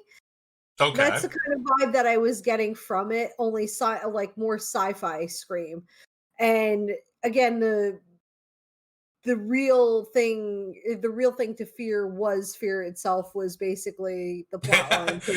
It's literally don't pay attention to whatever else is going on. This is it. We have nothing to fear but fear itself. Like, somebody just took that quote and was like, we can make a movie on this. Guess who's the bad guy? Yeah. It's not Robert Englund, but then suddenly it is kind of Robert Englund. A little bit. Like, that monster was cool as fuck. Yeah, it was. But it was in his own head, was the vibe that I got. Yeah, like, a little bit. It was all because he couldn't reach her while she was in the machine, and she died, and he's fearing that she blames him, and now some supernatural shit's happening. It was just, there was a lot of ideas. I gotta try. Yeah, there was a lot of ideas. I don't feel like they coalesced quite smoothly. Like, it feels like the movie should have been like either 2 movies or like a half hour longer or something, or at least like dialed in a little bit. Like, they had a lot of ideas, a lot of cool ideas, honestly, but they didn't really, it felt like they didn't really know which one to settle on. So they kept jumping around and then kind of got to an end point. Yeah, at some point. I put it down with my favorite SFX. Oh yeah, same. I really like the colors. Same. Yeah, I like the visual design. I like the monster effects. Like, she was pretty creepy all in herself. And then Paige. Yeah, Paige was super creepy. It scared me because that whole thing, like, literally what I put down in my notes was most disturbing, hands down, with this chick contorting like a motherfucker. Holy shit, no. No, just no. What else did I put? I'm having a hard time reading it because everything else is dark screen and this one is the only one white screen. Fear Clinic was scariest and most disturbing. Favorite SFX. Again, it was just a movie, though, to me, that I really just thought, like, it's Robert Englund eye candy, and that's what I'll keep it as. A lot of his eye candy. It makes me, because this was based on a web series called Fear Clinic. Yeah, there was a web series ahead of this, and like, I've never seen the web series, and now I kind of want to see it. I don't know how much it ties into the movie. Like, the movie felt mostly standalone, aside from like the concept of like the box that he puts people in and helps them confront their fears, which, like, that's kind of handled in like that opening monologue, which I'm pretty sure that utilized some clips from the web series, because there's characters we see in that we never see in the movie, and just stuff that happens that we never see in the movie. So I think that was probably just like the brush up of like, okay, here's basically what happened in the web series, and now you have a baseline understanding of like the concepts and the technology in this movie, and here's the movie. But I'd be very curious. Like, I want to kind of dig up the web series now and watch it to see if it if it like expands on, like, if it leads into like what happened in the movie, or like just what it's about. Yeah, because that might clear up some of the points that I think that I was missing. Like, maybe it's just because I needed to know. And I guess that's why I didn't hate it, because it doesn't make you feel left out of what it's a part of. Yeah. It's just, it does a good job, like, kind of like the Mangler, like, it does a good job of the exposition dumps. But there's also just so much going on in the movie that doesn't really connect solidly. I know I keep saying it, but like, it's true. It doesn't. But this movie also has Fiona Dourif, daughter of Brad Dourif. And this is now the third movie I've seen her in, including the 2 most recent Chucky movies. And oh my god, I want Fiona Dourif in like everything. Like, she's so, like, she's got her dad's same like intensity, but it's kind of refined in a different weird way where she can play a leading role and not just like quirky characters, like quirky like side characters, but still with that same Dourif intensity that Brad brings to all of his characters. Like, it's bizarre because she's got her dad's eyes and her dad's intense glare, and it's just like, it's mesmerizing to look at. Like, because I mentioned in the monologue how Robert Englund is like kind of like a generation's like version of Vincent Price, or like like Boris Karloff, where we had these horror icons, like acting icons, and we haven't really had any in the modern era that I can think of. But like, my god, do I want Fiona Dourif to be like a modern horror actress icon, where she's just makes a career in horror and making like playing like lead roles that are like really memorable and really good. And so far she's off to a good start, because the Chucky movies she was in were also really cool. It's really cute that she was in a Chucky movie too. Oh yeah. No, she was like the main character in the last 2 Chucky movies. They're really good. Like, I'm sorry, go ahead. No, I was done. I also like that, because the whole thing I was saying about the eyes, that was a mention to what you said before, and how an actor can just show you some large range of emotion through their eyes. It was really cool to see that out of Robert Englund and her. Yeah. Like those 2 in scenes together was just like, it was just chef's kiss. If I can't have Brad and Robert in one room together, then I want those 2. It's perfect. I don't know. Match. I can't think of any Robert Englund, Brad Dourif like pair-offs. Neither can I. Yeah. Which is odd, considering like they're both horror icons. Whatever. I'll take his little girl and Robert instead. I liked it. Yeah, I really enjoyed the movie myself. Like, it was a good time for me. Like, it made sense to me. It got most disturbing for me, just simply or not most disturbing. I'm sorry. It got scariest movie for me. Yeah. And the reason being is because, like, I've with talking about like my mental health and stuff like that. My biggest thing is that my anxiety and my panic disorder always, I equate it to basically being like this monster that's in the back of my head, and that becoming a reality, and it actually deciding to leak out of my brain hole. That scares the shit out of me. Also, it was really nice to see Robert Englund play basically a good guy for once. Yeah, I had that exact same note, where it's like, it's cool seeing Robert Englund playing a main character, because he's played other non-villain roles as well, but it's usually like a side character, like Witchmaster. Like, he's not a bad guy in Witchmaster, but he's only in like 3 scenes. But like, he's a main character in this, and he's not a villain. and that's and really he comes cool. across like a really fatherly figure, and I enjoy it. But like the movie didn't lose me surprisingly. Like, yeah, like Fish, you're right. It did lack some continuity and some plot holes. But like I don't know. I guess like the idea of it made a lot of sense to me. So like I really enjoyed the movie. Yeah. It was relatable in a very fantastical sense. Like that fear becoming itself. It's just like that's how a panic attack feel, kind of, sort of. Not really, but kind of, sort of. So yeah, what else did it get for me? I'm trying to keep the Excel page down so it doesn't whitewash me. Oh yeah. It got favorite music and special effects. Yeah, I did like the special effects of it. Yeah. It got SFX for me as well. Like I enjoyed the movie. It was just nice. I like anything with Robert Englund at this point, though. Like, yeah, he's a lot of fun to watch. It sold me on a working fear clinic in a symbiotic, minimalist, and gregarious way at the same time. Mm-hmm. Like, this could actually exist. Yeah. Minimal work from I just need specific characters. I just need more science, please. Can I have a little bit more science? I imagine like the web series might go into more science on it. I would guess. Mm-hmm.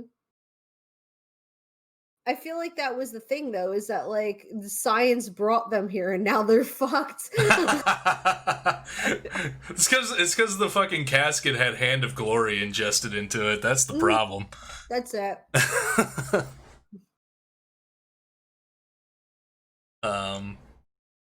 Yeah, Kettle, what'd you think?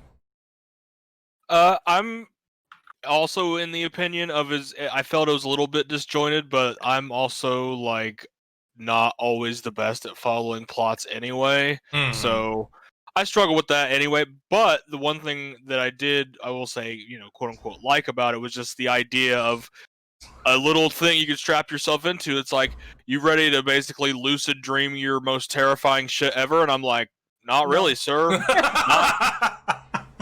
It's like it's weird because it's one of those, like, it could theoretically help you never be afraid of it again. Yeah. But you have to like crank it up to 11 first. Yeah, right. And like literally face your fears. Well, that is a form of therapy that actually exists. Yeah, exposure. Exposure therapy. It's you're right. It's amping it up to that like level 11. Yeah. I don't think they can really do mass or exposure therapy for mass shootings. Right? Especially when the killer comes and hunts you down. Like, that's where I was questioning everything, was like, why was it so important for that killer to kill everybody? Like, what was he? They didn't really... Like, that was just kind of... Like, that was a huge part of the plot, and then it kind of just gets washed aside by the fear itself plot to wrap everything up. Also, like, the random... Kaylee's boyfriend just decided, like, having an epiphany and being like, oh, I get it now, and just blows his own head off with a shotgun out of nowhere. Like, that was... It's like, what? Yeah. So that was pretty disturbing too. That's another reason it got most disturbing for me, because it was fucked, but it also just like came completely out of left field, and I'm like, I don't understand why you just did that. Neither do I. So story wise. No, I don't. I'm sorry. I saw. You were freaking out. I was because oh my god. But go ahead, continue your note because mine's a side tangent. I'm sorry. Oh no, you're probably. It's really more just the story wise, it didn't do much for me. / like I was kind of like but conceptually it had some neat ideas, and because of that, I did find it to be the most disturbing, because your own brain knows exactly what it's afraid of and can conjure that up. So I figure that's right up there with that. So that for me, got scariest and most disturbing. And also my favorite poster, because that poster's pretty creepy. The poster is good. It was a close second for me. And the favorite music because I was like, Slipknot. I like Slipknot.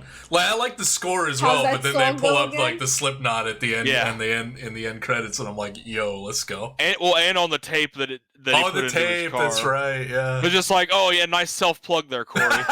It's a lot less egregious than the self plug in The Fanatic, where Devin Sawa is playing Limp Bizkit for his son in the car while like gushing over how much he loved Limp Bizkit back in the day. Like, at least in this movie, he just puts on a Slipknot song and that's it. There's no mention. It's just there. If you you pick up that's the dude playing Slipknot, which I didn't know until I looked at the credits afterwards. And you pick up that's a Slipknot, the guy from Slipknot listening to Slipknot, then it's like a fun little I see what you did there. But otherwise, it's like just a dude listening to metal. A kid in the diner had a Slipknot shirt on. I saw that too. I did see that. Oh yeah, that's right. Like it's the one littler kid, right? Yeah. So the movie I think had some interesting ideas, but didn't execute them super well. Yeah, but conceptually and visually, it's real good. But yes, I'll give it that. Execution. Yeah. What was your side tangent? My side tangent is okay. Last okay. So Trick or Treat, one of my like favorite Halloween movies. Honestly, at this point, it's got to be watched on Halloween for me. So they have a 10-year omnibus for it. It's a book of all the little stories. Oh, nice. Yeah, and I didn't realize it existed, but it's there, and I need it because it's so pretty. So pretty. I shared a link in the chat because I couldn't help. Yeah, I see it. It's not that expensive. That's really cool. Surprisingly, I'm like, I have. It's from Target. Yeah, well, it's from all over the place, but Target has it for the least expensive. Right. But I'm just like, I need it. I don't think you guys understand my Sam love. So I love him. He is just all that is like people who try to bring out Christmas decorations too soon. Like, I'm just like, oh, Sam comes after you. But my side tangent is over. I'm sorry. I really love it. So, the last showing, which was Neffy's pick. It was. And it's got motherfucking Iron Fist in it. It does. Yeah, Finn Jones, like the main kid. That's Iron Fist. Yep.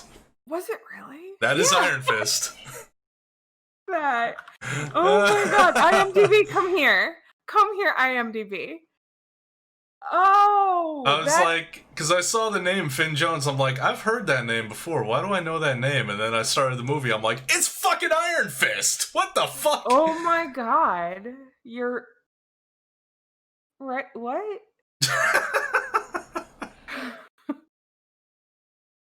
I also didn't realize he was in Game of Thrones. Oh, apparently he was in Game of Thrones. I didn't know. I didn't see that much Game of Thrones. Apparently I did not. He played a Lannister. Yeah, I just didn't realize that. I loved the fuck out of this movie. It was so good. Like, the comedy in it was amazing. The execution, like, he thought of everything. I'm with you on all those fronts. I had so much fucking fun watching that movie. Right? Nice. It is my, what is it? Hashtag same. Yeah. Right? It was my favorite story. It was my comfiest movie because I would gladly watch that like back to back. It was a sleeper hit for me. If you haven't seen it, you should fucking see it because I feel like Robert Englund's acting in it is just so phenomenal because like I knew he wasn't the good guy, but I still was like, no, he's just a sweet old man. It's fine. One of the most unique performances I've seen him. I'd say for me, it's just I'm always in for watching a guy being mad at his job. Like I'll watch that all day. Great, and like I just like the poor. It's like man Office Space, but with more murder. I watched Office Space last night. Oh, hey, nice. I like he Nope, not a sneeze. Okay, good. Like it was fun to watch him go through it, and you just feel so bad for him because it's like all he wants to do is properly make sure the movies are being shown in whatever millimeter film that I don't fucking know anything. You don't understand aspect ratio. Aspect ratios. You're right, Robert Englund. I don't. But I mean, I do. I don't know if I'd take it quite as far as he did, but no, I might. You know what? Come to think of it, I might, because I've gotten into the arguments from motherfuckers who are like, "Oh, I hate widescreen because it cuts off 2/3 of the movie." I'm like, "No, you dumb fuck! You got it backwards." Every full screen version of a movie you've ever seen have had the sides of it lopped right the fuck off. Mm-hmm. I'm with you on that, because that's and as a little kid, I always wondered, like, when you'd rent a movie, it's like they have the little message like, "Oh, formatted to fit this screen," and I was always like, "How do they know my TV?" But it's like just TVs in general. And then you'd have that like surreal moment where like they would have like a wide angle shot with like stuff where they couldn't just crop it properly, so you'd have like the pan and zoom, which I never makes noticed shit look stuff like really that weird. too much. But it was really weird when DVDs kind of started up as a thing, and they had widescreen, and I was like, I don't get it. What's the deal with widescreen? But it's because we didn't have widescreen TV. Dude, I swear to God, like, I'm pretty sure, like, the first, like, mini side tangent, I'm pretty sure the first numerous times I saw the original Halloween, it was in full frame format. And watching that movie in widescreen is a completely different experience, because I feel like a lot of what you lose in the full frame version is the fact that Michael Myers is fucking everywhere, and it's usually off to the side in the background, which would have gotten lopped off completely by the full frame presentation. So yeah, full frame sucks. Yeah, you're the whole reason I know the difference between widescreen and full screen, and knowing that they actually cut it off. Yeah, so yeah, I might have a hissy fit about aspect ratios. Yeah, I might. Yeah, like I guess I'm not a film nerd, but I'm a tech nerd, and that bleeds over enough to where we're like, yeah, I feel you, man. Yeah, I tell you, I'll listen to you about the aspect ratios. Like, I don't take it so far as like what was it, fucking Nolan, like, fucking complaining about people watching his movies on a cell phone because it's like, that's not how it was meant to be seen. It's like, I don't take it that far. Like, calm down. You can watch it on whatever fucking screen you want to. It's fine. Just know that it's inferior. Yeah, well, yeah, and you should know that if you're watching it on a screen like 2 inches wide. Nobody watches like The Dark Knight on their phone and being like, I don't see what the big deal is. It's not very good. Like, yeah, no, I watched The Dark Knight on a television screen, and I was like, I don't see what the big deal is. Heath Ledger's amazing, but the rest of this movie sucks. Right? I don't agree there. I will accept the fact that I'm in the minority on that point, but that's how I feel. Yeah. But anyway, yeah, we're getting off track here. Aspect ratios. Yeah. But just the cleverness and the way he engineered that whole like game, as it were, was just so funny. But at the same time, the people were so dumb. They're very dumb. They're incredibly dumb. Yeah, I guess that makes it all the easier for him. Yeah. The creepiest insinuation is that he undressed the girl. Yeah.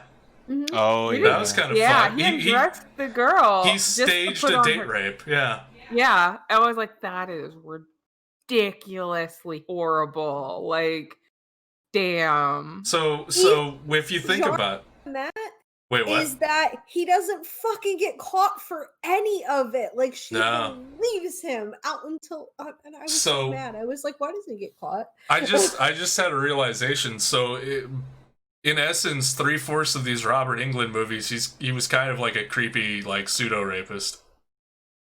Because he was a bit of a creepy pseudo racist. He was a bit of a creepy pseudo rapist in The Mangler, with the one girl that he brings up and makes her take a bath. Being all robo-perv. Yeah.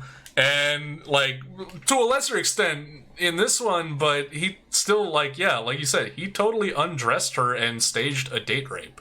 Mm-hmm.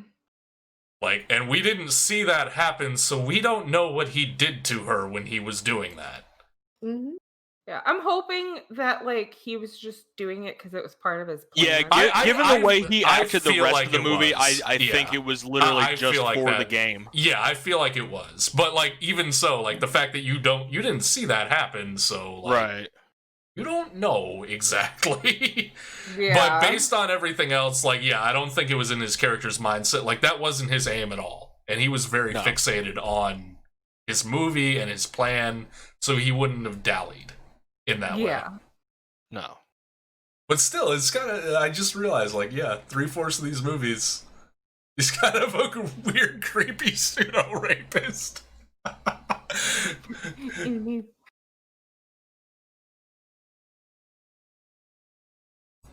But, Fish, didn't you have something to say about, Oh yeah, and that kind of ties into what, tailing off of what Boone just said, was like, it's definitely not in his character to do that in my head, because like he was pissed off about the fact that they were leaving their dirty ass condoms in the movie theater. Oh yeah, he was super grossed out by I had a that. note about that. It's like, man, who is full on fucking in the movie theater? Come on now. It's You would be insinuating that these Yeah. two are like, they've been to the theater multiple times because it's just like something that's there, and like I think that's why he chose them for his own movie. It almost reminded me of Hannibal Lecter, honestly. Like he was refined and he staged it because he's smart and he knew exactly how it was going to play out. But I don't think out of respect he would have touched her. He just wanted to fucking get away with his plan. Yeah, and then go watch his movie with some popcorn in his basement. Don't shoot me, sir. Yeah, also, yeah, can we talk about his on-the-fly editing skills? Like, he was on it. Dude, that's modern filmmaking. That's filmmaking in the digital era. As soon as you film it, you can port it to the machine and start editing it immediately. That was fun, like watching him like cut together the scene of the one dude getting shot and like bringing up the Foley tracks to like line up. Because like I've done film stuff. I've done that. Mm-hmm. And like timing it up and having to listen to the same fucking clip over and over and over again to the point that it drives you fucking insane and you're sick of seeing it and hearing it. But then once you get it all perfectly lined up, you're like, oh yeah, I did good work there. And like kind of sitting back and being like proud of your work. Like, yeah, that resonated. I'm like, yeah, I've been there. I didn't like stage a murder to get the footage or anything, but maybe I should have. I might have been more successful as a filmmaker. Oh, annoy him. I agree. I honestly didn't blame him. They were gross. Yeah. I don't have a lot of sympathy for the people, other than the manager, the theater manager. Yeah, he was fine. He was kind of an asshole, but like, yeah, he was a manager. Like he's a manager, yeah. And like he was, Robert Englund's character was doing stuff that he was not supposed to be doing. So it's like I can understand him getting a little pissy with him. Yeah. But as a result, this movie does unfortunately fit the stereotype of like the Scream mold. The black guy does die first. He's one of only 2 people that die in this movie, but the black guy does die first. Yeah.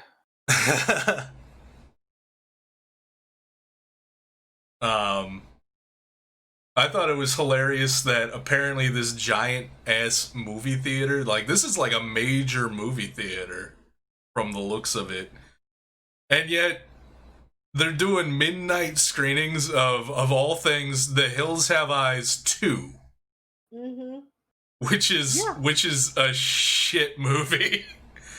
Like, there's like, it does not surprise me that there were only 2 people in that theater to turn out for The Hills Have Eyes 2. It's a shitty Friday the 13th ripoff movie. It's not good. Like, it's entertaining. Don't get me wrong. It's fucking fun to watch, but it's not good. And so yeah, Finn Jones did not garner my sympathy, because even though the film was Hills Have Eyes 2, he was being an absolute douche while in the theater. Just like, shut the fuck up, Finn. Like, also, yeah, horror movies are all the same. It's like, yeah, shut the fuck up, Finn. If you think that, you're not paying attention enough, because they're not. Now, granted, I can see you believing that if the primary diet of horror movies you watch are on the caliber of The Hills Have Eyes 2. That's understandable. I did think it was funny that he's waiting for his change and the girlfriend accuses him of being cheap because he's waiting for his change. Yeah, that's dumb. I was like, dude is just waiting on his money. Calm down. Yeah, that's like a normal thing that human beings do. Like, you're not leaving the fucking concession attendant guy a $5 tip. No. Like, what the fuck? Yeah. Yeah, that was the note I had. This bitch thinks that not receiving change owed is being cheap. Yeah. Like, what the fuck? Their characters were a little, their characters were a little fed to you. Like, this is what this character's like. Here, eat this up. Yeah. Yeah, for as much time as we spend with the characters, there's not a huge amount of depth to them. No. They're just kind of there to perform their duties as like the performers in Robert Englund's weird movie.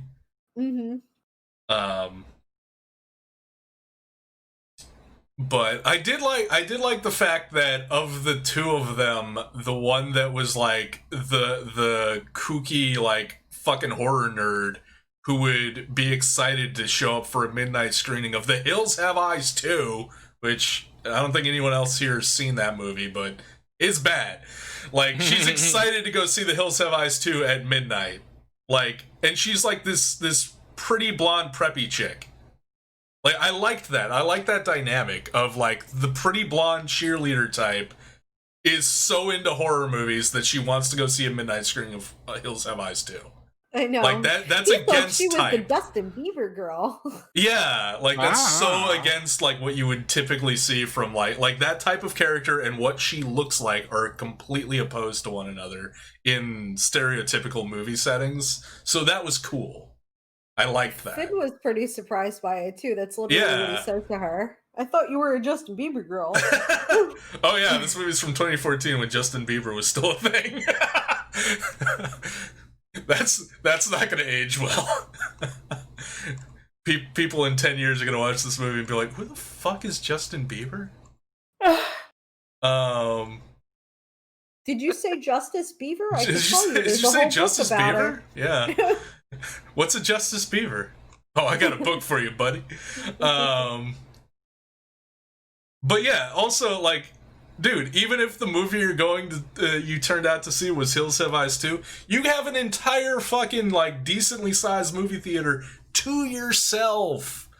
You appreciate that shit. It's a rare occurrence in a theater of that size, and it is the sort of thing that makes you understand why rich motherfuckers that like movies build their own screening rooms, because it is glorious. You can kick your feet up, you can be on your phone, you can heckle the movie, you can stage your own MST3K in there.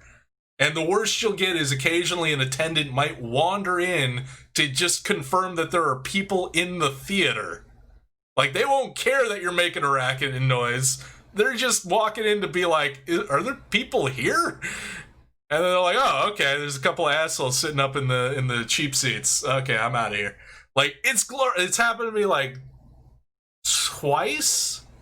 I got to see Freddy versus Jason in a huge Cineplex. It was just me and my buddy Joe. That was amazing. And then Machete, we got to see it in a theater where it was just us.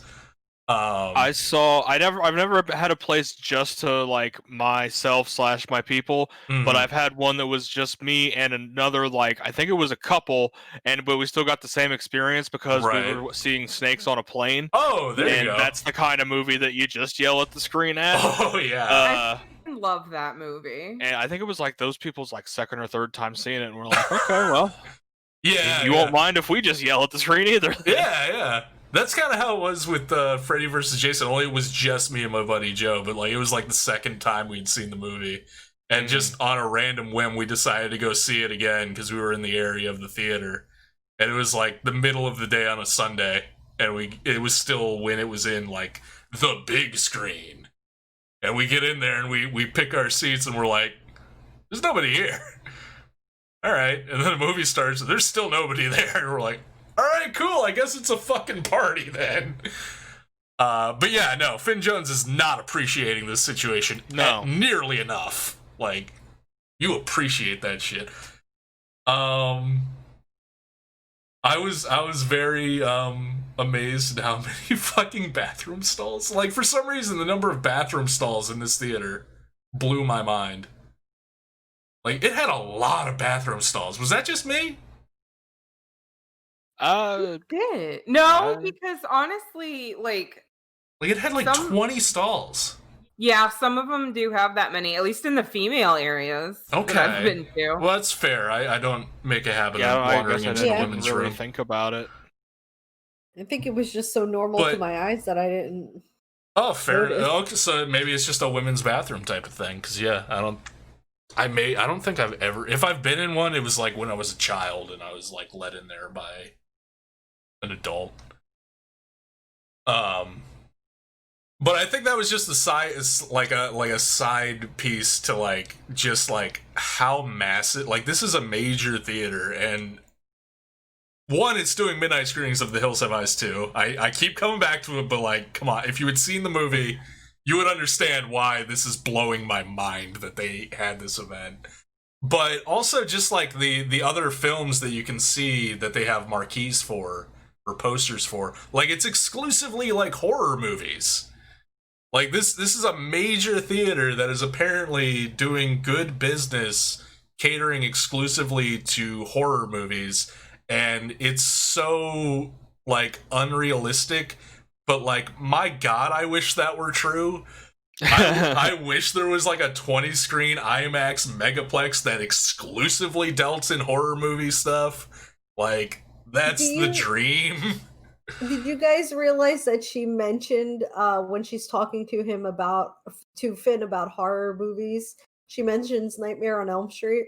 Oh, did she? I missed that. Yeah, I think I did. Really I think I picked that up. Yeah. It's really cute. I like that little bit of hey, guess who's in this movie with you? Oh, they had to add that in as like an Easter egg. It had to be. Oh, another thing I have personal experience in: running down an up escalator. It's not that fucking difficult, Finn. It's even if they shut it off midway through, like, you got those little like side slide things, you just put your feet up there, skid your whole way down. It's fine. It's not as much of a fucking challenge as you were making it out to be, Finn. Yeah, Finn. Yeah, Finn. Yeah, Finn.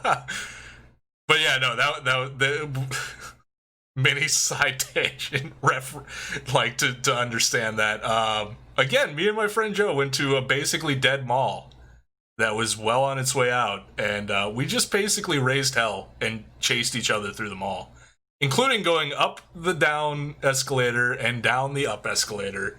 It was a blast. And then the security guys started coming over to us, and we're like, all right, we're leaving.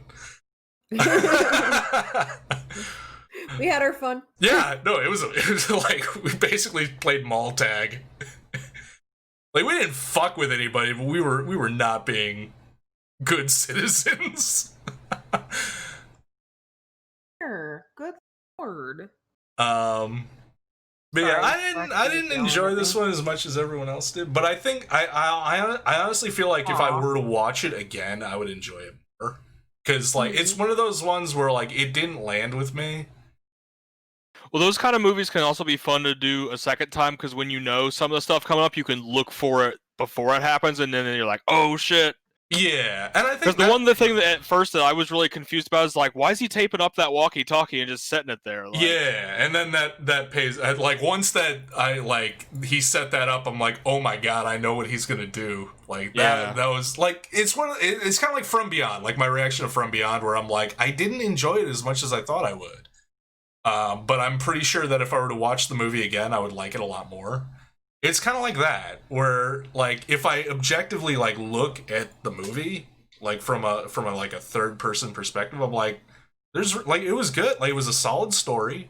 Like, Robert Englund probably delivered like one of the most unique, interesting performances I've ever seen him give. It's really good. Like, there's a lot of stuff, like individual pieces that I'm like, I really, really like that. But as a whole, it wasn't like satisfying for some reason. And I feel like if I were to watch it again, like you said, knowing what the movie is now, because it wasn't what I was expecting for sure. I think I would like it a lot more. But with the initial viewing, I was like, like it didn't satisfy me. Although it did have one of the most subtle Jurassic Park references I've ever seen.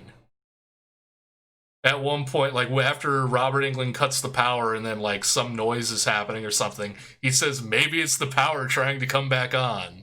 I was like, oh, you clever pooch. I know what you took that from. Oh,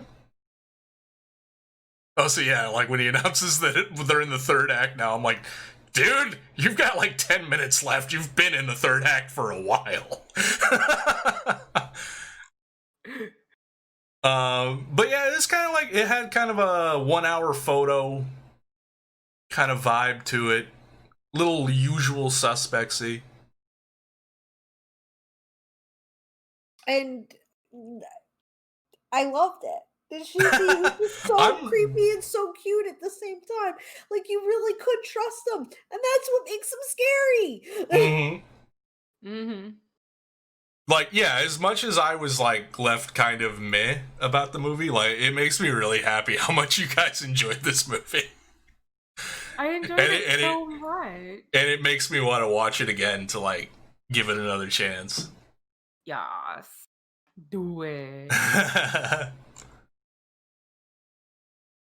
Let's see. It did not have any picks from me.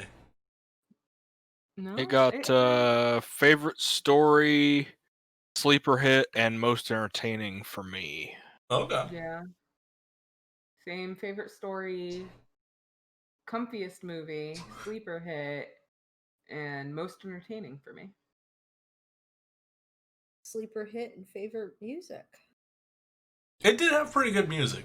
I remember thinking that. Well, anybody that uses the Moonlight Sonata and so effectively, yeah, like the music that was like her so ringtone, wasn't it? Yeah, it was. Yeah. It didn't like jump out in your face, but it like blended in. Like that's what, like talking about it now. I'm like, there's a lot of this that I like. Like, what the fuck? Why didn't I enjoy this? Playing, and then right at one of the crescendos of the song is where Finn shot the manager, and I was like it made it so much more powerful to me that I was just like, oh, that's it wins the music. Like, the only thing I think was like how dumb everyone but Robert Englund is. Like, was annoying to me. I think that was a big part of it, where it's just like, you're just like it's not so much that he's super clever, it's that you're so dumb. But at the same time, he picked you for a reason, and maybe this is the reason, like, it's the other side of that coin. But I was just like fucking try to do anything that would fuck up his plan. Like maybe don't, like, if you're trying to get your girlfriend to calm down and listen to you and believe you, like, maybe stop acting like a fucking psychopath for 2 seconds and be like, so, like, it's pretty fucked up, but here's the situation. But at that point, he had, like, accidentally murdered a man and been taken through one hell of a rigmarole, so, like, I get it. Like, but in the moment, I was like, dude, calm the fuck down and just explain to her what the fuck is going on. Like, this should have been, like, the first fucking thing that you did. It's like, we're not safe. The fucking creepy guy that sold us the popcorn drugged you. He kidnapped you, and, yeah. We need to leave. Also, given... Oh, sorry. Go on, Fish. I like seeing the whole psyche or theory of an old man being phased out by technology, and younger people in general. His manager's younger than him. These kids are younger than him. Like, he's like, I don't need to go to a fucking class. I already know what I'm doing. Right, yeah. And he's like, all right, you know what? I'll show you I know what I'm doing. And just shuts up, smile on his face, just to present what he has to present to get to do what he wants to do. He's a Walter White-esque character to me. A little bit, yeah. Or that was my, like this is Robert Englund's 1 hour photo. Yeah. Yeah. But no, like, given how this movie plays out, Demons, on top of being a much better film than Hills Have Eyes 2, would have been a much more fitting and ironically relevant movie for them to have gone to for the midnight screen. Because Demons is all about people getting trapped in a movie theater when an outbreak of demons happens and starts hunting them down throughout the theater. Oh shit! Like, that would have been a nice parallel. Outbreak of demons. Yeah, it's just an outbreak. Demon. It is demon stuff. It makes sense in the movie. The necromancer in town got together with the alchemist in town. Basically, like, all of a sudden, it was all a setup by the demon acolytes to summon the demons by playing a demon movie that summoned demons. It's a wacky movie, but it's still better than Hills Have Eyes 2.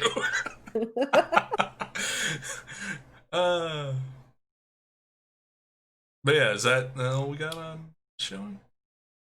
Yeah, I think so. Yeah, we covered. Yeah. Yeah, we did a good bit. Yeah. Having said that, this is my proposal to Robert Englund. Please marry me. You're a beautiful man. I'm sure he's watching right now. Oh yeah, he's logged in. It's his month. Dash for dreams.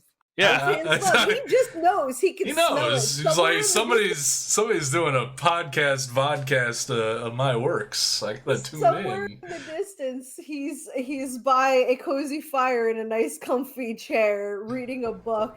His glasses halfway down his face, and he's just like, "The Spookshow's on, and they're talking about me."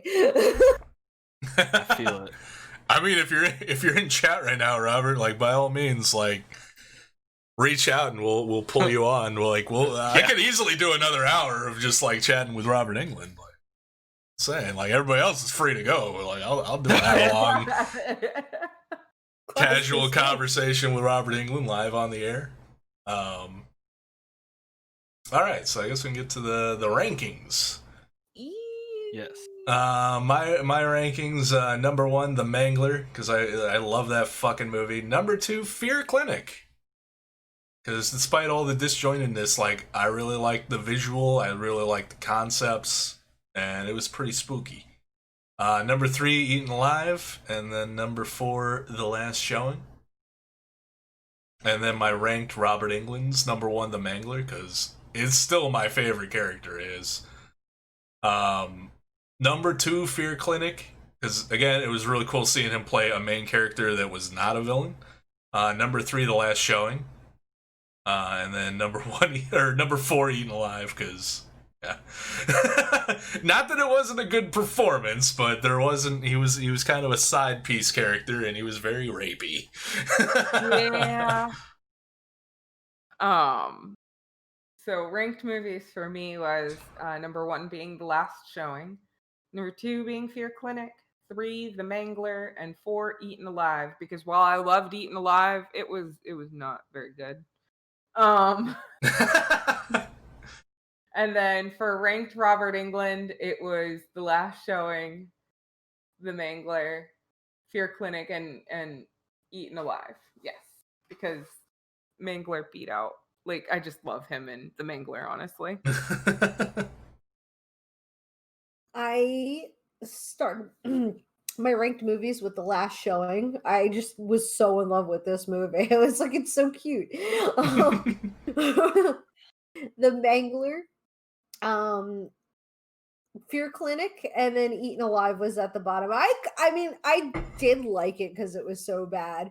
I hated to put it at the bottom, but still, I had to. And I did it twice because my ranked Robert Englunds are like Neffy's. And again, don't be rapey, Robbie. So, yeah. But yeah, we had the same last showing: Mangler, Fear Clinic, Eaten Alive.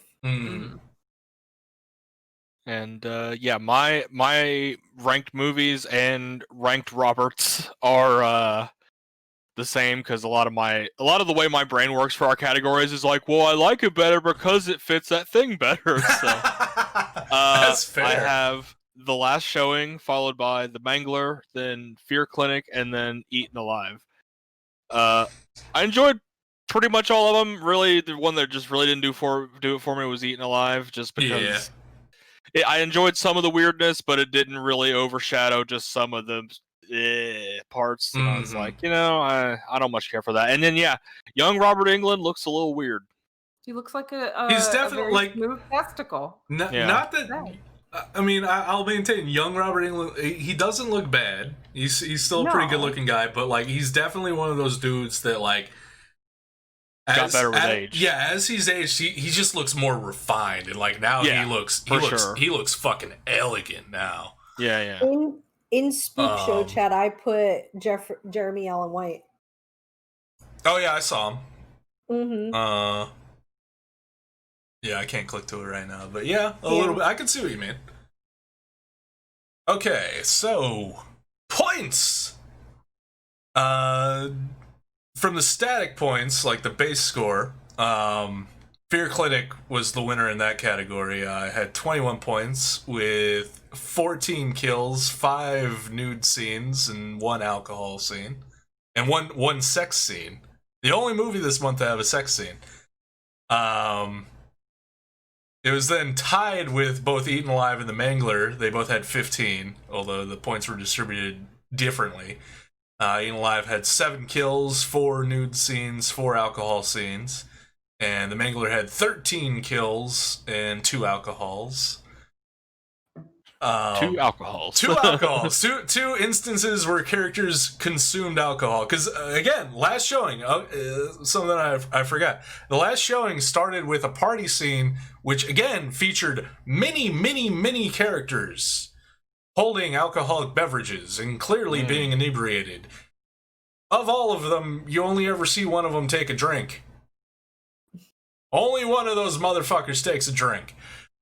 I was watching. And so last showing came in last with a base score of 3, 2 kills, one alcohol consumption.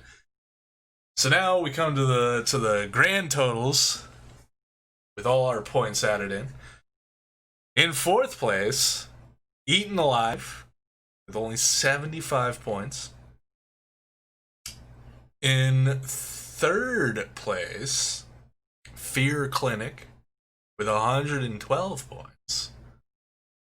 And then in 1st place, with 123 points, The Mangler. Oh, congratulations, shit. Kettle. And the last showing, 2nd place with 113 points. It was real close. It was real close. Aside from Eaten Alive, it was very close. Yeah, congratulations, Kettle. Thank you.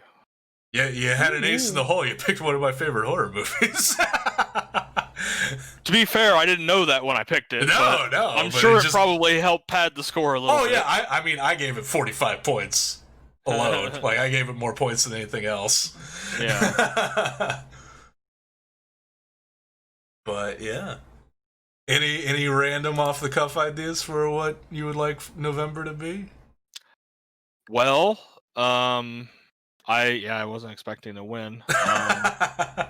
Surprise, motherfucker! Yeah, I was actually expecting Last Showing too, because I was like, yeah, that movie's fucking great. It did come close. Yeah, if I had liked it a little bit more, it would have had a serious possibility.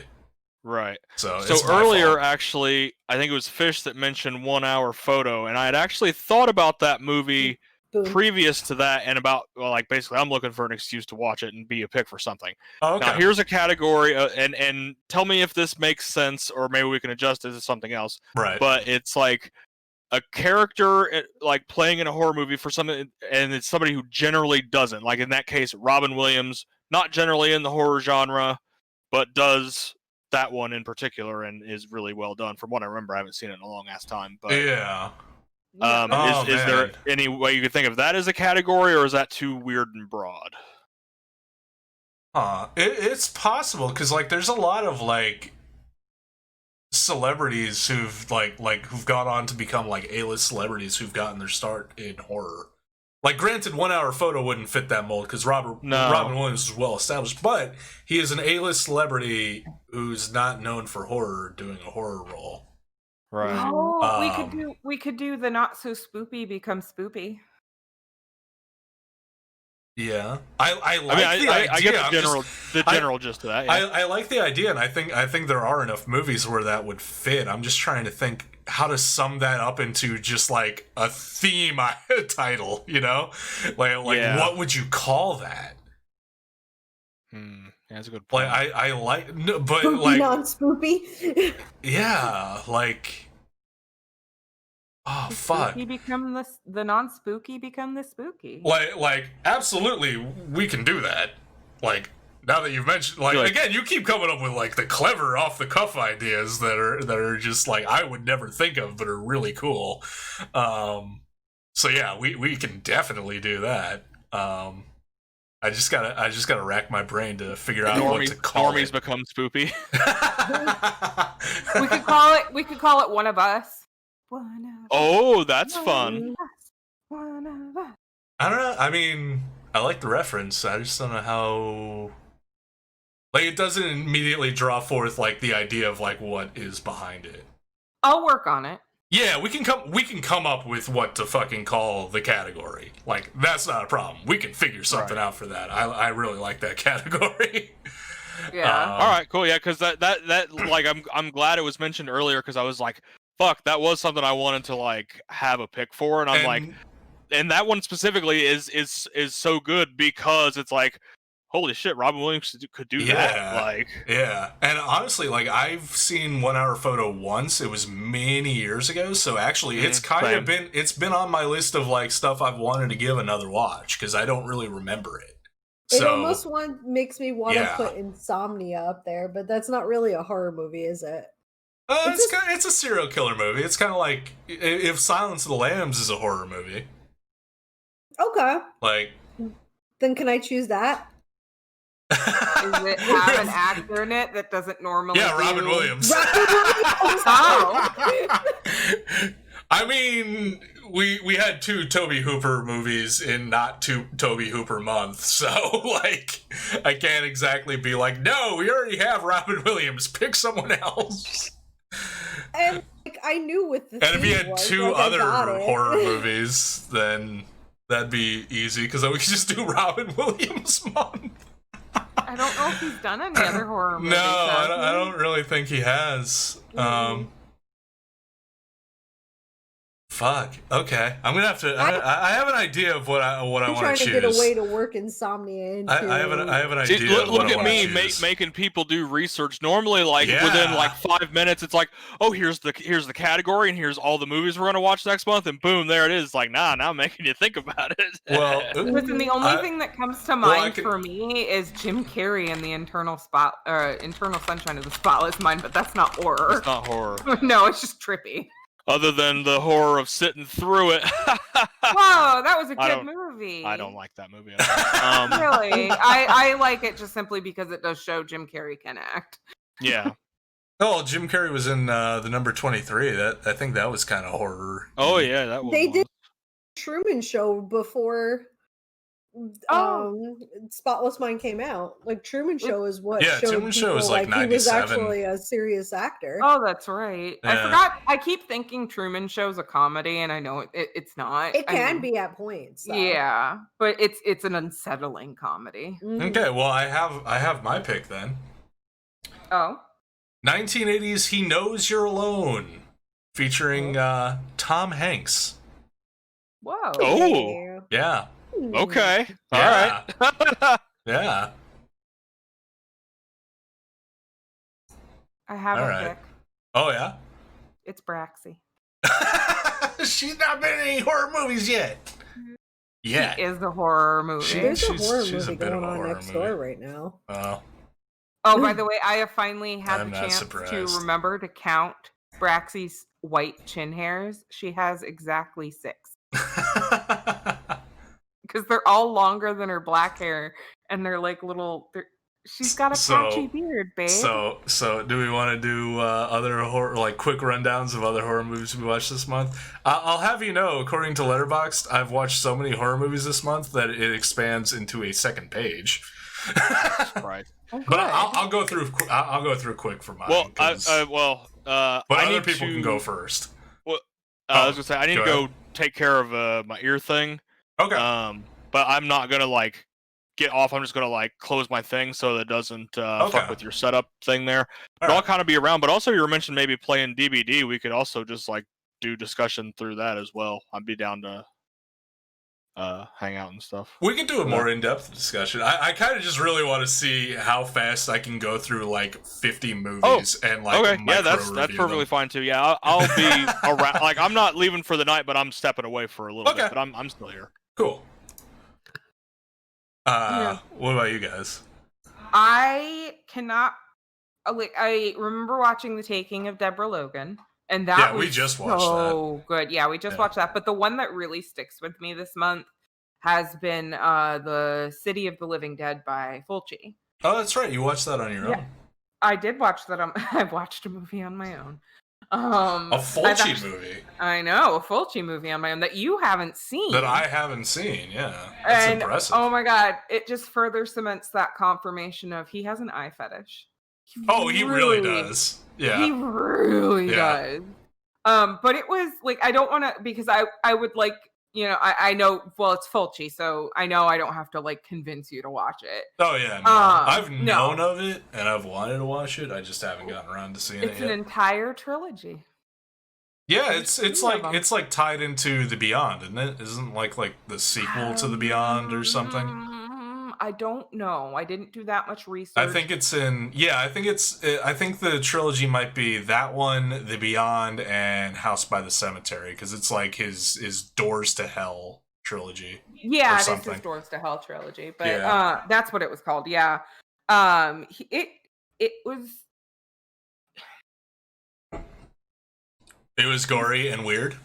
It was, it's basically the best way to put it, and just like a lot of emphasis on eyeballs. Oh, a lot of emphasis on eyeballs. More so than the usual. No, just a lot of emphasis on. It just seems more than anyone should focus on eyeballs. But like for Fulci. I mean, but like, you know, there's points where the actors are like, and I'm not going to go into it because I don't want to spoil it for anybody. Right. But there's a point where something happens and he just zooms into their eyes as they look around unsettlingly, and it's like 15 seconds of this. And I'm just like, oh, why are we so close to their eyeballs, Fulci? What are you going to do to them? It's like watching a Ruggero Deodato movie that features a live animal, and you're like, Ruggero, don't, please, don't do it. Don't do it. Leave that animal alone. It's fucking sweet and innocent, and leave it alone, Ruggero. Oh no. Okay, so we never show Fish a Ruggero film. She watched Washing Machine. Yeah. Yeah, the cat was fine in that. I think it's just Cannibal Holocaust where he he killed a number of animals. But yeah, other than that, like Holocaust, and I don't want to. Ever. They make an edit of it where you don't have to. Yeah, there's an animal cruelty free. They did cook and eat all the animals afterwards. Fine.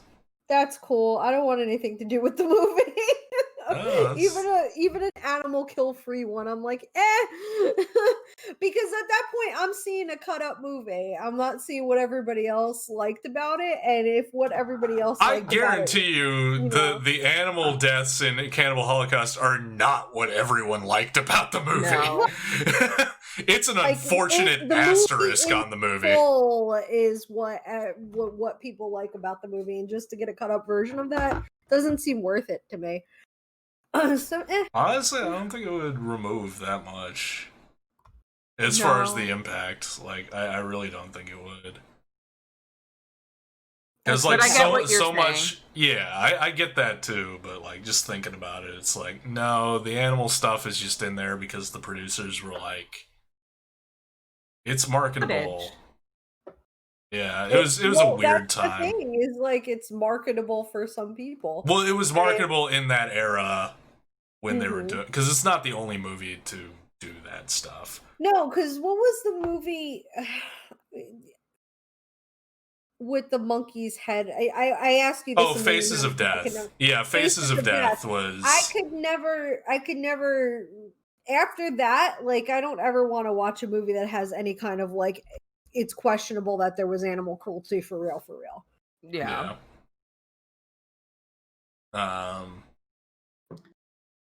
Okay, so City of Living Dead. Yeah. Don't ask me what else I watched. I can't remember. Like, other than the stuff we talked about. Like, I'm gonna go off on like a list of 50 things, so. Yeah, I've got 2 things, and there was like other stuff in between, but I didn't really like. I watched it, and I'm sure if it were to come up, I could, like, in front of me, I could be like, oh yeah, no, it was this, it was that, but like, I wasn't watching it for a movie review, so yeah. See, I just keep a list of everything, so I just know. I can just look down the list and be like, oh yeah. Because like half of them I watched. Yeah, a lot of them were watch party stuff. Yeah. Okay. Yeah. So I'll just go through mine. Mm-hmm. All right. So October 1st, The Beyond, Lucio Fulci's bizarre, gory masterpiece. It's surreal. It's fucking weird. I highly recommend it. October 2nd, The House is October Built, a found footage movie about a bunch of weirdos going around to various spook houses in Halloween looking for an extreme one, and then unfortunately for them, they find it. It's real good. I highly recommend it. Crawl, about the meth gators. Alexander Aja movie is very fun. The Lazarus Effect, which was kind of a mess, but an entertaining mess. I'd recommend it. Olivia Wilde is gorgeous. Yeah. I was gonna say, don't go away without mentioning her. Yeah. Probably the least horror movie that I watched all month, but Primal, about Nicolas Cage and a killer fucking puma or whatever on a ship trapped with a weird serial killer mass murdering type guy. That was a lot of fun. Despite Famke Janssen's frozen face. Dead and Buried from 1981, which is really good. It's I feel like it's under recognized, but it's a bizarre tale about a weird small town that apparently everyone in the small town really gets off on murdering tourists for very twisted reasons that become clear by the end of the movie. Prey from 2016, the first of 3 Dick Moss movies that I saw this month. Apparently Dick Moss, I'd never heard of him before, but apparently I compare him to like the John Carpenter of Amsterdam. Because this dude like writes, directs, and does the music for all of his movies, or at least the 3 that I saw this month. Prey is about a wild lion that stalks the streets of Amsterdam, preying on people and slaughtering them. It's a lot of fun. Kind of loosely based on The Ghost in the Darkness, only modernized and put in Amsterdam. The Pool from 2018 from Thailand, about a very unlucky film crew worker who gets stuck in a like Olympic-sized pool that's been drained with a very angry mama crocodile. Fish, you were there for part of that one. I was. It was pretty good. But it was a little frustrating when midway through the movie, this motherfucker finally decides to go left in the tunnel system that he's had access to for days, and just only decided to ever go one way until his back was really against the wall, and he decided to see what was down the other tunnel. The Lift, which was the second Dick Moss movie from 1983. It was about a killer elevator, and it's as amazing as you would think of when you think of a movie about a killer elevator. It's got all the boobs too. And it starts out with a very boob-rich environment. It's glorious. On October 7th, I watched Vampiros Lesbos from 1971, which me and Neffy did a spoop about. It was one of the two movies we did for that. Jess Franco, vampire lesbians, gorgeously shot, gorgeous ladies. It's a lot of fun. It's weird 70s art house, dreamscape, insanity. It's very cool. I recommend that one. And then the second one for the erotic horror spoop that we did, Dream Master, the Erotic Invader, a softcore pornography film that's way, way too good for what you would think of from softcore pornography, in my opinion. It's a lot of fun. Then we have another assortment from one of the other watch parties, Nicole, which was a fish pick. That was like weird art house, almost Telltale Heart. It's about a first date that goes very wrong. That's the entirety of the synopsis, and that's basically the entirety of the movie. It's very long, drawn out, very artsy. It's well shot, but it's like very, very first film school project-y shit that honestly the big takeaway for me was the one scene that was pretty memorable where the woman who has killed her shitty first date and is hacking him to pieces, the body comes back to life and they have a very entertaining conversation about the whole situation. That was entertaining. The rest of the movie was kind of bullshit. I'm gonna interrupt for just a moment. Okay. I cannot hold it any longer. I have to go use the restroom. No, go ahead. For it. Always watching A Marble Hornets Story, the Slender Man movie, which found footage. It had a couple familiar faces. Doug Jones playing Slenderman, which is perfect casting.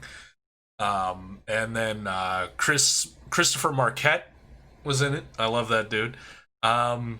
Really only tangentially related to the Marble Hornets stuff, in that the tapes that were discovered were recorded over by another family who gets played by Slenderman. It's all right. My Pure Joy, which was I picked that one too. You picked that one as well, yeah. Which I was picked a lot of these movies.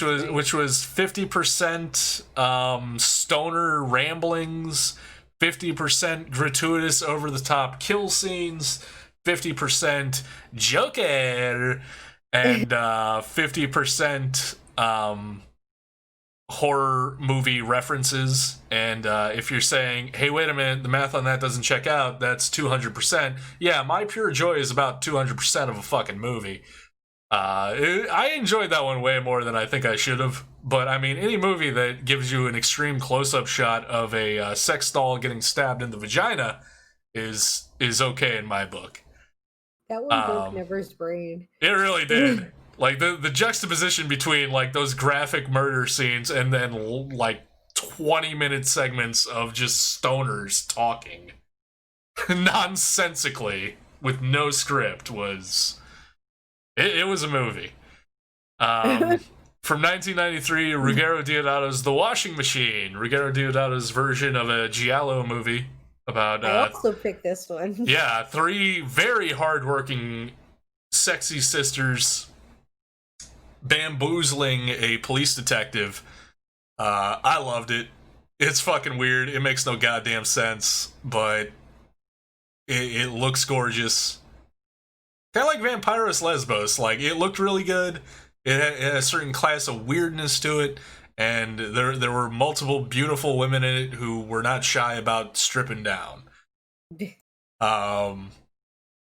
1995's Ice Cream Man, starring Clint Howard, Ron Howard's brother, as a psychotic ice cream man who kills people, including children, primarily children, and then grinds them up to turn them into ice cream. It is fucking bizarre as hell, but my God, was it a good time.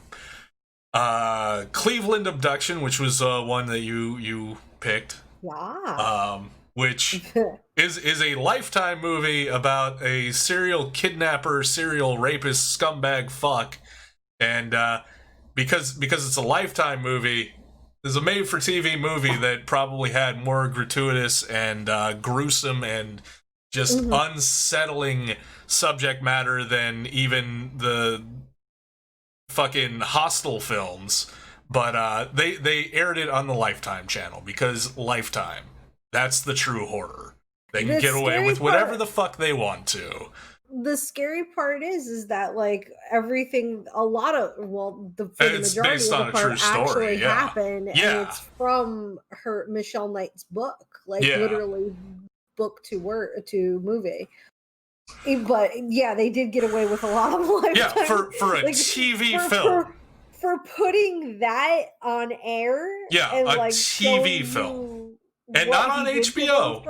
Yeah, not on HBO. Not on like a paid movie channel where they can get away with whatever the fuck they want. Yeah. Lifetime. Yep. Which I think you need cable to access, but still, you don't need like the premium channels. Like it's it's in the basic cable package. Lifetime is pretty much probably the blame for my like delve into actual true crime. So I can see that. Yeah. 1981's The Monster Club, starring Vincent Price, Robert Carradine. Is Robert Carradine? John Carradine, maybe.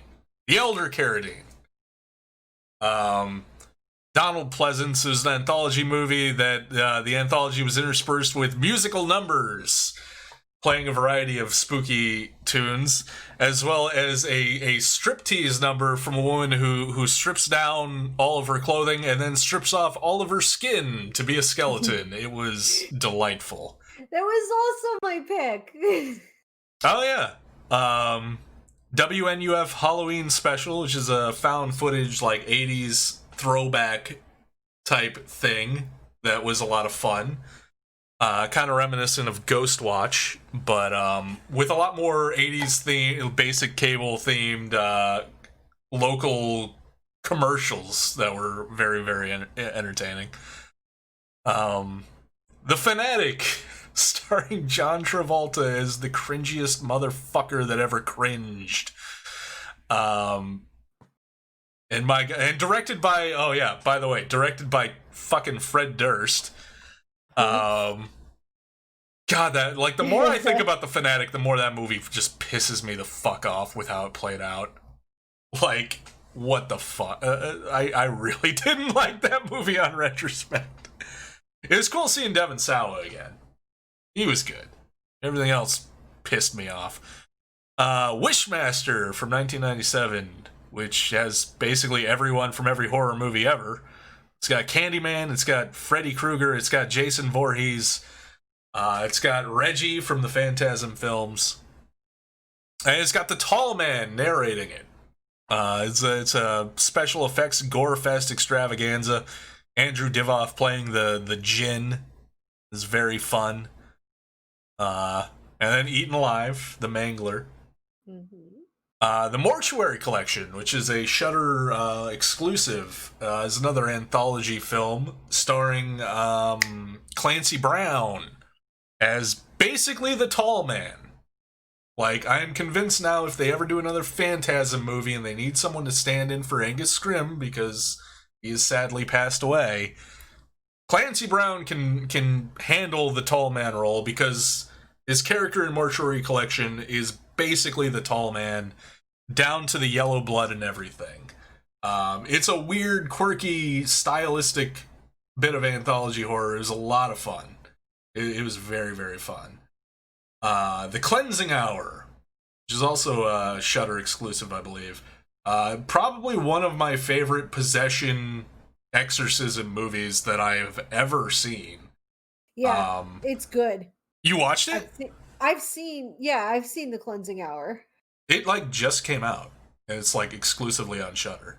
Am I thinking of something else? Maybe. Because like, this has the just cleansing came in out. it that's also a possession movie? Hold on. This is the one, they're basically, it's a live stream, and it's all staged, and it's all staged up until the point of like the one behind the scenes guy.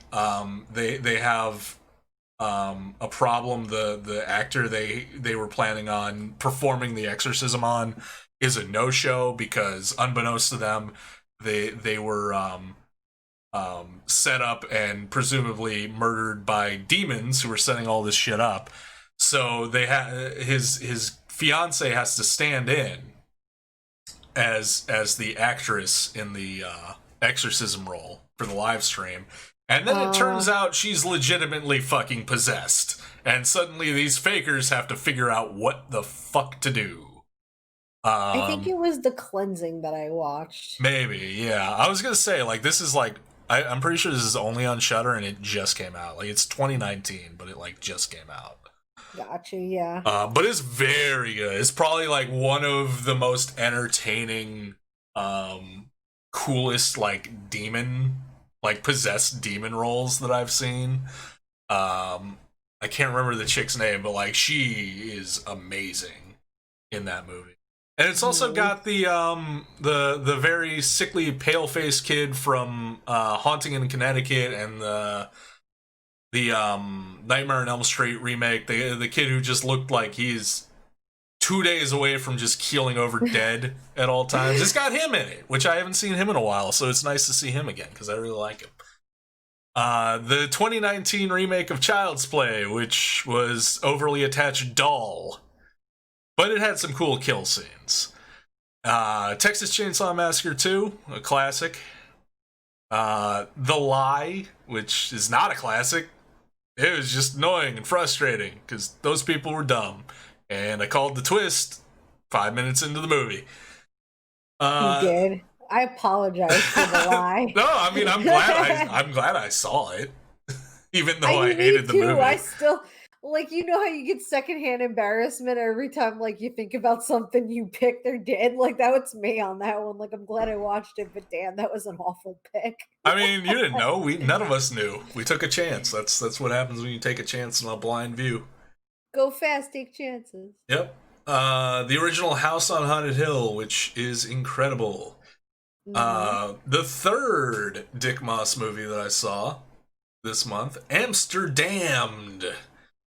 Which was 1980s kind of slasher giallo type flick set around Amsterdam, obviously, about a scuba diving serial killing psychopath who's swimming through the canals in Amsterdam and jumping up to pull people into the canals to kill them.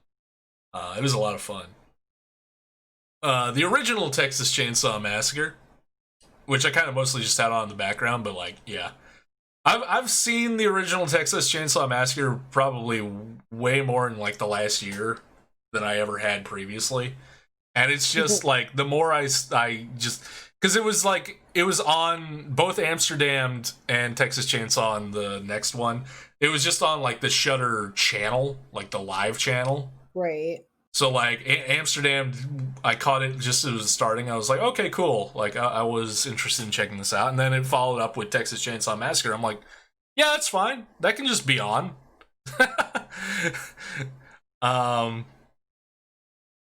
That was followed by Don't Torture a Duckling, which was a Lucio Fulci, early Lucio Fulci giallo movie about a small town being plagued with a spat of child murders and the weird shit that transpires from that. But did any ducklings die? No. Okay. No, I believe the ducklings in the title are referring to the children.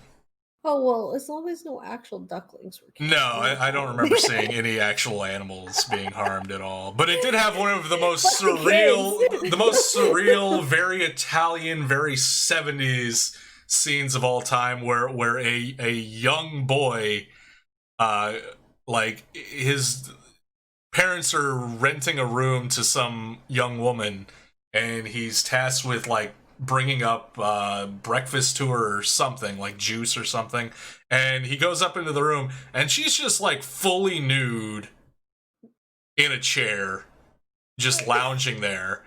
And then, oh no, that's just how the scene starts. Then she proceeds to get up and show off her naked form to him and, like, tease him.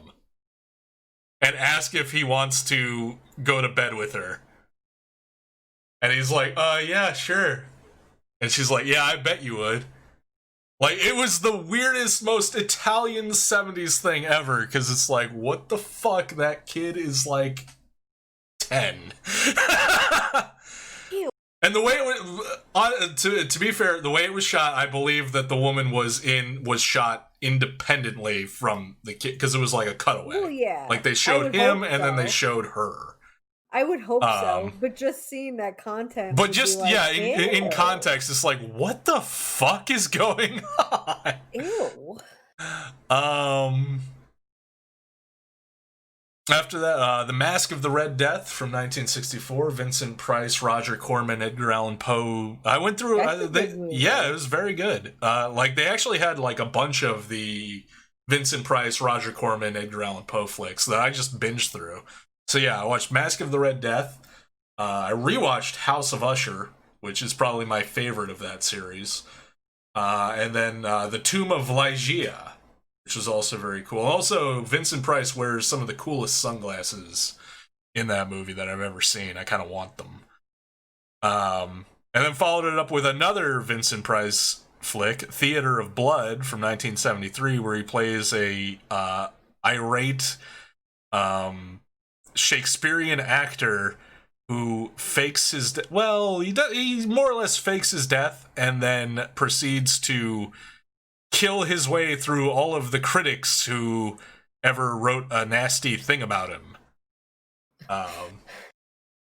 Yeah, it was real fun. I think, yeah, that was also a rewatch.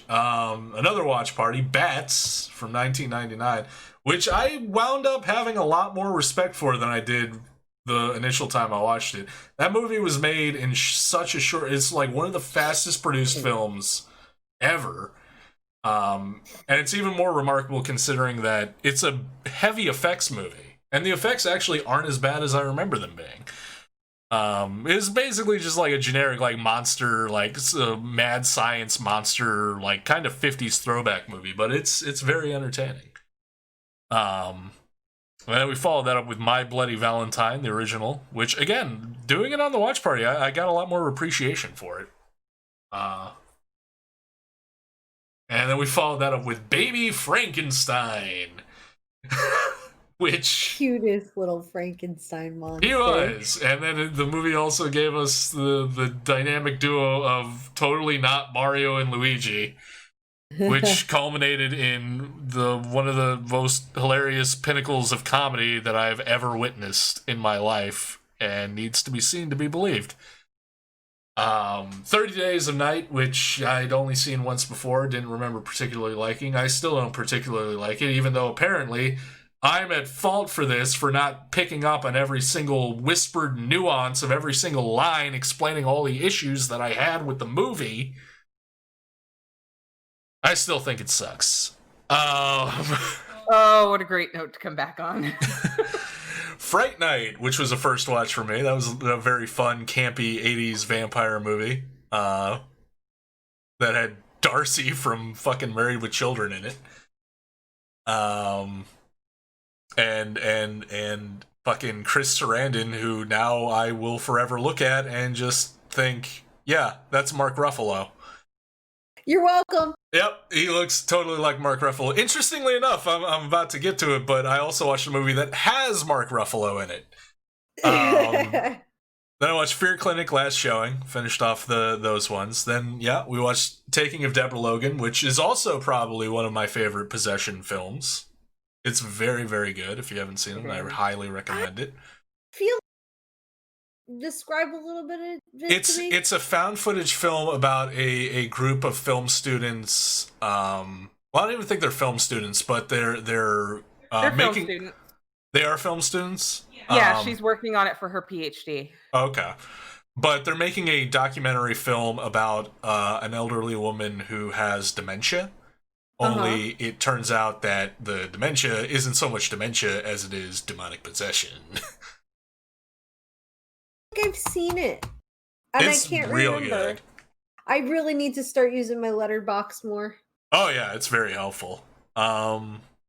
See, then The House That Dripped Blood, which was another. I watched a number of anthology movies. The House That Dripped Blood was a lot of fun. It had Christopher Lee. I have seen that. Peter Cushing, John Pertwee, the third Doctor from Doctor Who, and Sean Pertwee's dad was in it. It was a lot of fun. Hands of the Ripper, which was a Hammer horror movie about the Jack the Ripper's daughter becoming basically possessed by the spirit of Jack the Ripper and committing a number of heinous crimes while in the custodial possession of a psychiatrist who's got a huge hard-on for Freud and thinks he can diagnose her psychological issues even though she just keeps murdering people in front of him and he keeps covering it up. The Dentist from 1996, which has Mark Ruffalo in it in a random weird little role. It's not particularly good. Well, he's a random weird little man, so... It's true. Grabbers. I rewatched Grabbers randomly, and I fucking love that movie. A film from 1975 called Phantasmus, also known as The Seduction of Amy, which is a weird, erotic, hardcore movie about people basically having an orgy for most of the movie, and then it turns out that the guy who owns the chateau has some weird sadomasochistic urges. I don't know. I didn't really understand it. It was mostly just people fucking a lot. The Dead Zone. David Cronenberg, based on the Stephen King story, starring Christopher Walken. That was a rewatch. It was very good. And then today I watched Fade to Black, which was basically My Pure Joy, only the original version, about a film-obsessed young man who's socially imbalanced and unhinged and gets bullied a lot. He finally snaps and starts taking out all the people who've been mean to him by recreating kill scenes from all the movies that he's so obsessed with.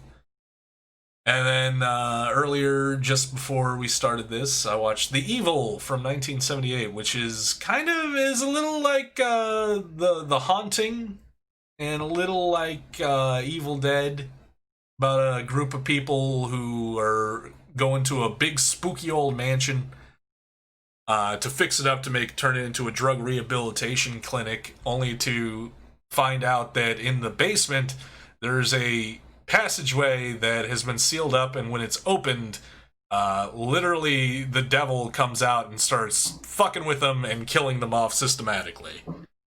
It's wacky, but it was a lot of fun, and that's all the movies I saw this month so far.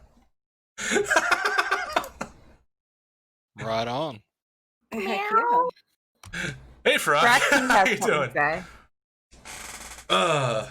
Okay. I think one that I can add on that I didn't see with you guys that I remember that I watched with my girlfriend was the original Hellraiser. Oh, nice. And I believe that was my second time seeing it, and I liked it a lot better this time around because I guess I just understood it a little better. I think the first time I was like, what the fuck?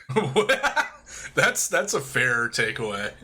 Yeah, but I enjoyed this second viewing much more. Have you seen the second one? I don't think so, but I may watch it soon. I recommend, the Hellraiser series past the second one is kind of, middling returns. Sure, but two is definitely worth a watch, you say? The 2 ties in, it picks up where 1 left off, and it's a good follow-up. It takes what was going on in 1 and expands it. Okay. Yeah. Okay, well, everybody else got to take... Well, everybody but me and Fish got to take breaks. I'm going to take a break. Yeah, I have to. Simon has to go out, too. But then, are you streaming DVD? If people are interested and available, I'd be down to do some DVD. Down for DVD. Yeah, I can hang out and play for a while. Cool. All right, I'll be back then. I didn't say Among Us. I said DVD. All right, then I'm going off video. Oh, fuck, son. But